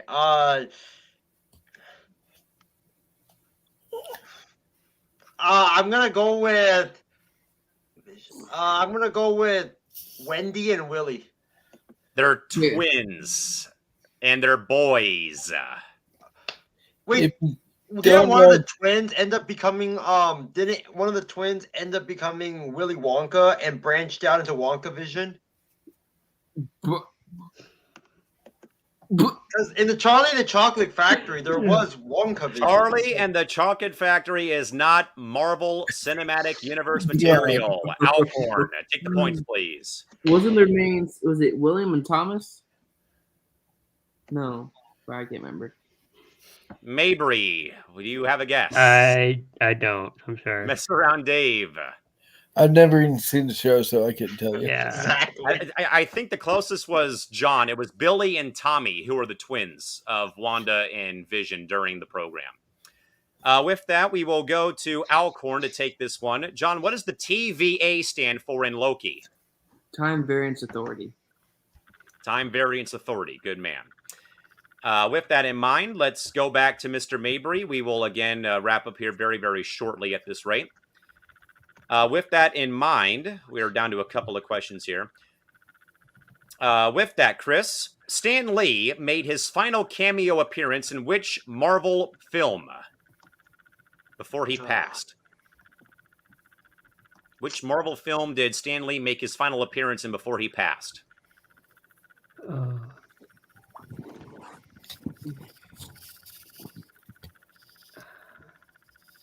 The Avengers. Okay, I don't which know. Avengers film is it? Endgame. It is Endgame. Good man. Oh, Good job, Good Chris. man. thank you. And with that, we'll get to one final question for this round, it looks like. As soon as I can find a few more here, just because we've had so much going on here at this rate. Dave, since I believe you got the Infinity Stone question correct, can you tell us What are the names of the 6 stones on the gauntlets? There's What are the names of the 6 stones on the gauntlets? time, space. I'm drawing a blank. That's all I got. You got 2 of them. Chris, can you name the 6 stones on the Infinity Gauntlet in the Marvel Cinematic Universe? Time, healing. I don't know. All right. I'm going to attempt to see if Isaiah can get this right. Without Googling the answer, Isaiah, can you tell me the names of the 6 Infinity Stones in the Marvel Cinematic Universe inside the Infinity Gauntlets? Okay. Gold, silver, bronze. It's already over. John, over to you. What do you got? There's a soul stone that you have to sacrifice. There's space, time. Was it reality? What do you call it? That's 4. Yeah. 2 more. Reality. Crap, I bungered on the last 2. Space, reality, power, mind, time, and soul for the 6 ones for the stones. With that, since I'm still the defending champ, we will give the belt to everybody but Isaiah on the program tonight for partaking in our trivia contest tonight. With that, Chris, we'll begin with you. Any final thoughts to pass along on this Thursday going into Friday and soon to be New Year's Eve, my friend? Thank you guys for joining, and hope to see you guys in the new year. Definitely, for sure. With that, mess around, Dave, if you can hear us, man. Any final thoughts to pass along, sir? Just everybody be safe tomorrow night. Don't do anything stupid. No drinking and driving, things of that nature. Hope you all can stick to your New Year's resolutions. I know I won't. I don't even set any now. I'm totally over this. Mr. Leung, before your internet craps up for the night, give us your final thoughts for the night. Final thoughts is it was a great show. Thank you, Callan, for filling in tonight. It was a long show, but it was a great show as well. Adam, you might want to come back soon because with you not here, we had a couple people end up cussing live on the program tonight. A couple of people. That was you, sir. That wasn't that was you. That wasn't good, but see, you're just like LeBron James. You don't take accountability when the going gets tough, sir. He's But, checking out. hope everybody has a great New Year's Eve. Looking forward to the MI6 Sports Network's New Year's extravaganza. That's going to be a fun show. You're not going to be on the show tomorrow. You're not safe, sir. You're going to be on it tomorrow, whether you like it or not. Well, yeah, I'll be on it. It's going to be a fun show. Looking forward to it, and looking forward to the Isaiah Bowl, Michigan versus Georgia. My SEC pick versus my Big Ten pick. My 2 favorite coaches going at it. I'm just going to sit at work with a beer and just watch it as a casual fan. I can't wait for that game.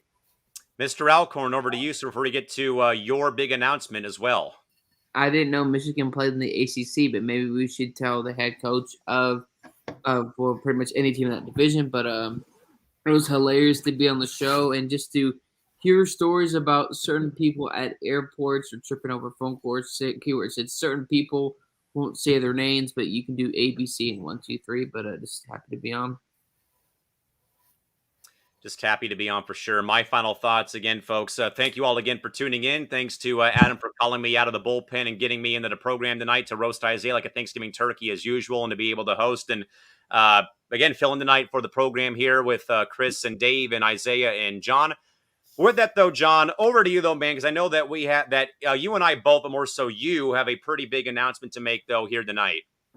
Which that was a surprise, though. Of course, this is technically tomorrow night is my last program, of course, with MI6. Most people know, and kind of officially leaving in February from MI6, and which I say come as to the surprise. I don't know what you're shocked about. I mean, no, Princess Leia is not part of DC. Or Marvel, but we're actually looking to start a network here, kind of intertwined with Coast to Coast and MI6 next year, and more to that to actually come up in the next coming months. So again, folks, basically again, with my schedule, with what it's been right now, I can't be here a lot, but again, because I've had COVID cancellations of sporting events and stuff like that. So basically, more so, I'm helping out John with his network. It's going to be very fun, though, folks, but we're still going to be intertwined, though. So basically, in a way, though, this is becoming like the Triple Crown Sports Network. You're going to have MI6 coast to coast, and then this new network coming and debuting in March of 2022. But it'll be me and John and a bunch of other people. We already have a lot of ideas out there, but again, you won't see this is not the last of us that you'll see, though. You'll be seeing a lot of our programming, though, via our network, though. But in a way, though, we are basically combining MI6 and coast to coast. And I give Chris and Dave a lot of credit here for a lot of the ideas that we have for our unnamed sports and entertainment podcast network right now. It's what we're calling it because we don't have a name yet. But again, mixing in sports, plenty of entertainment. And again, we're still working, though, folks, in conjunction with Chris, with Dave, and the entire Coast to Coast team, and also with our friends at MI6 as well. But again, we'll have more about that, though, later on as time goes on, once we get closer to the new year, plus as well with February, and we actually launch in March. With that, though, folks, for our good man, Isaiah Leung, for Crispy Bacon, Mess Around Dave, and John Alcorn, this is yours truly, Cal McClurg, saying good night or early good morning for you folks joining us here. Thanks for kicking it with Adam and Isaiah, at least with Callan and Isaiah tonight on this Thursday into Friday. We'll see you back here again next Thursday. I may, in fact, be on again to continue my reign as trivia champ over Isaiah next Thursday. We'll see you folks. But with that, folks, take care. Have a fun, safe, and healthy new year. Until next time, folks, good night and bye-bye.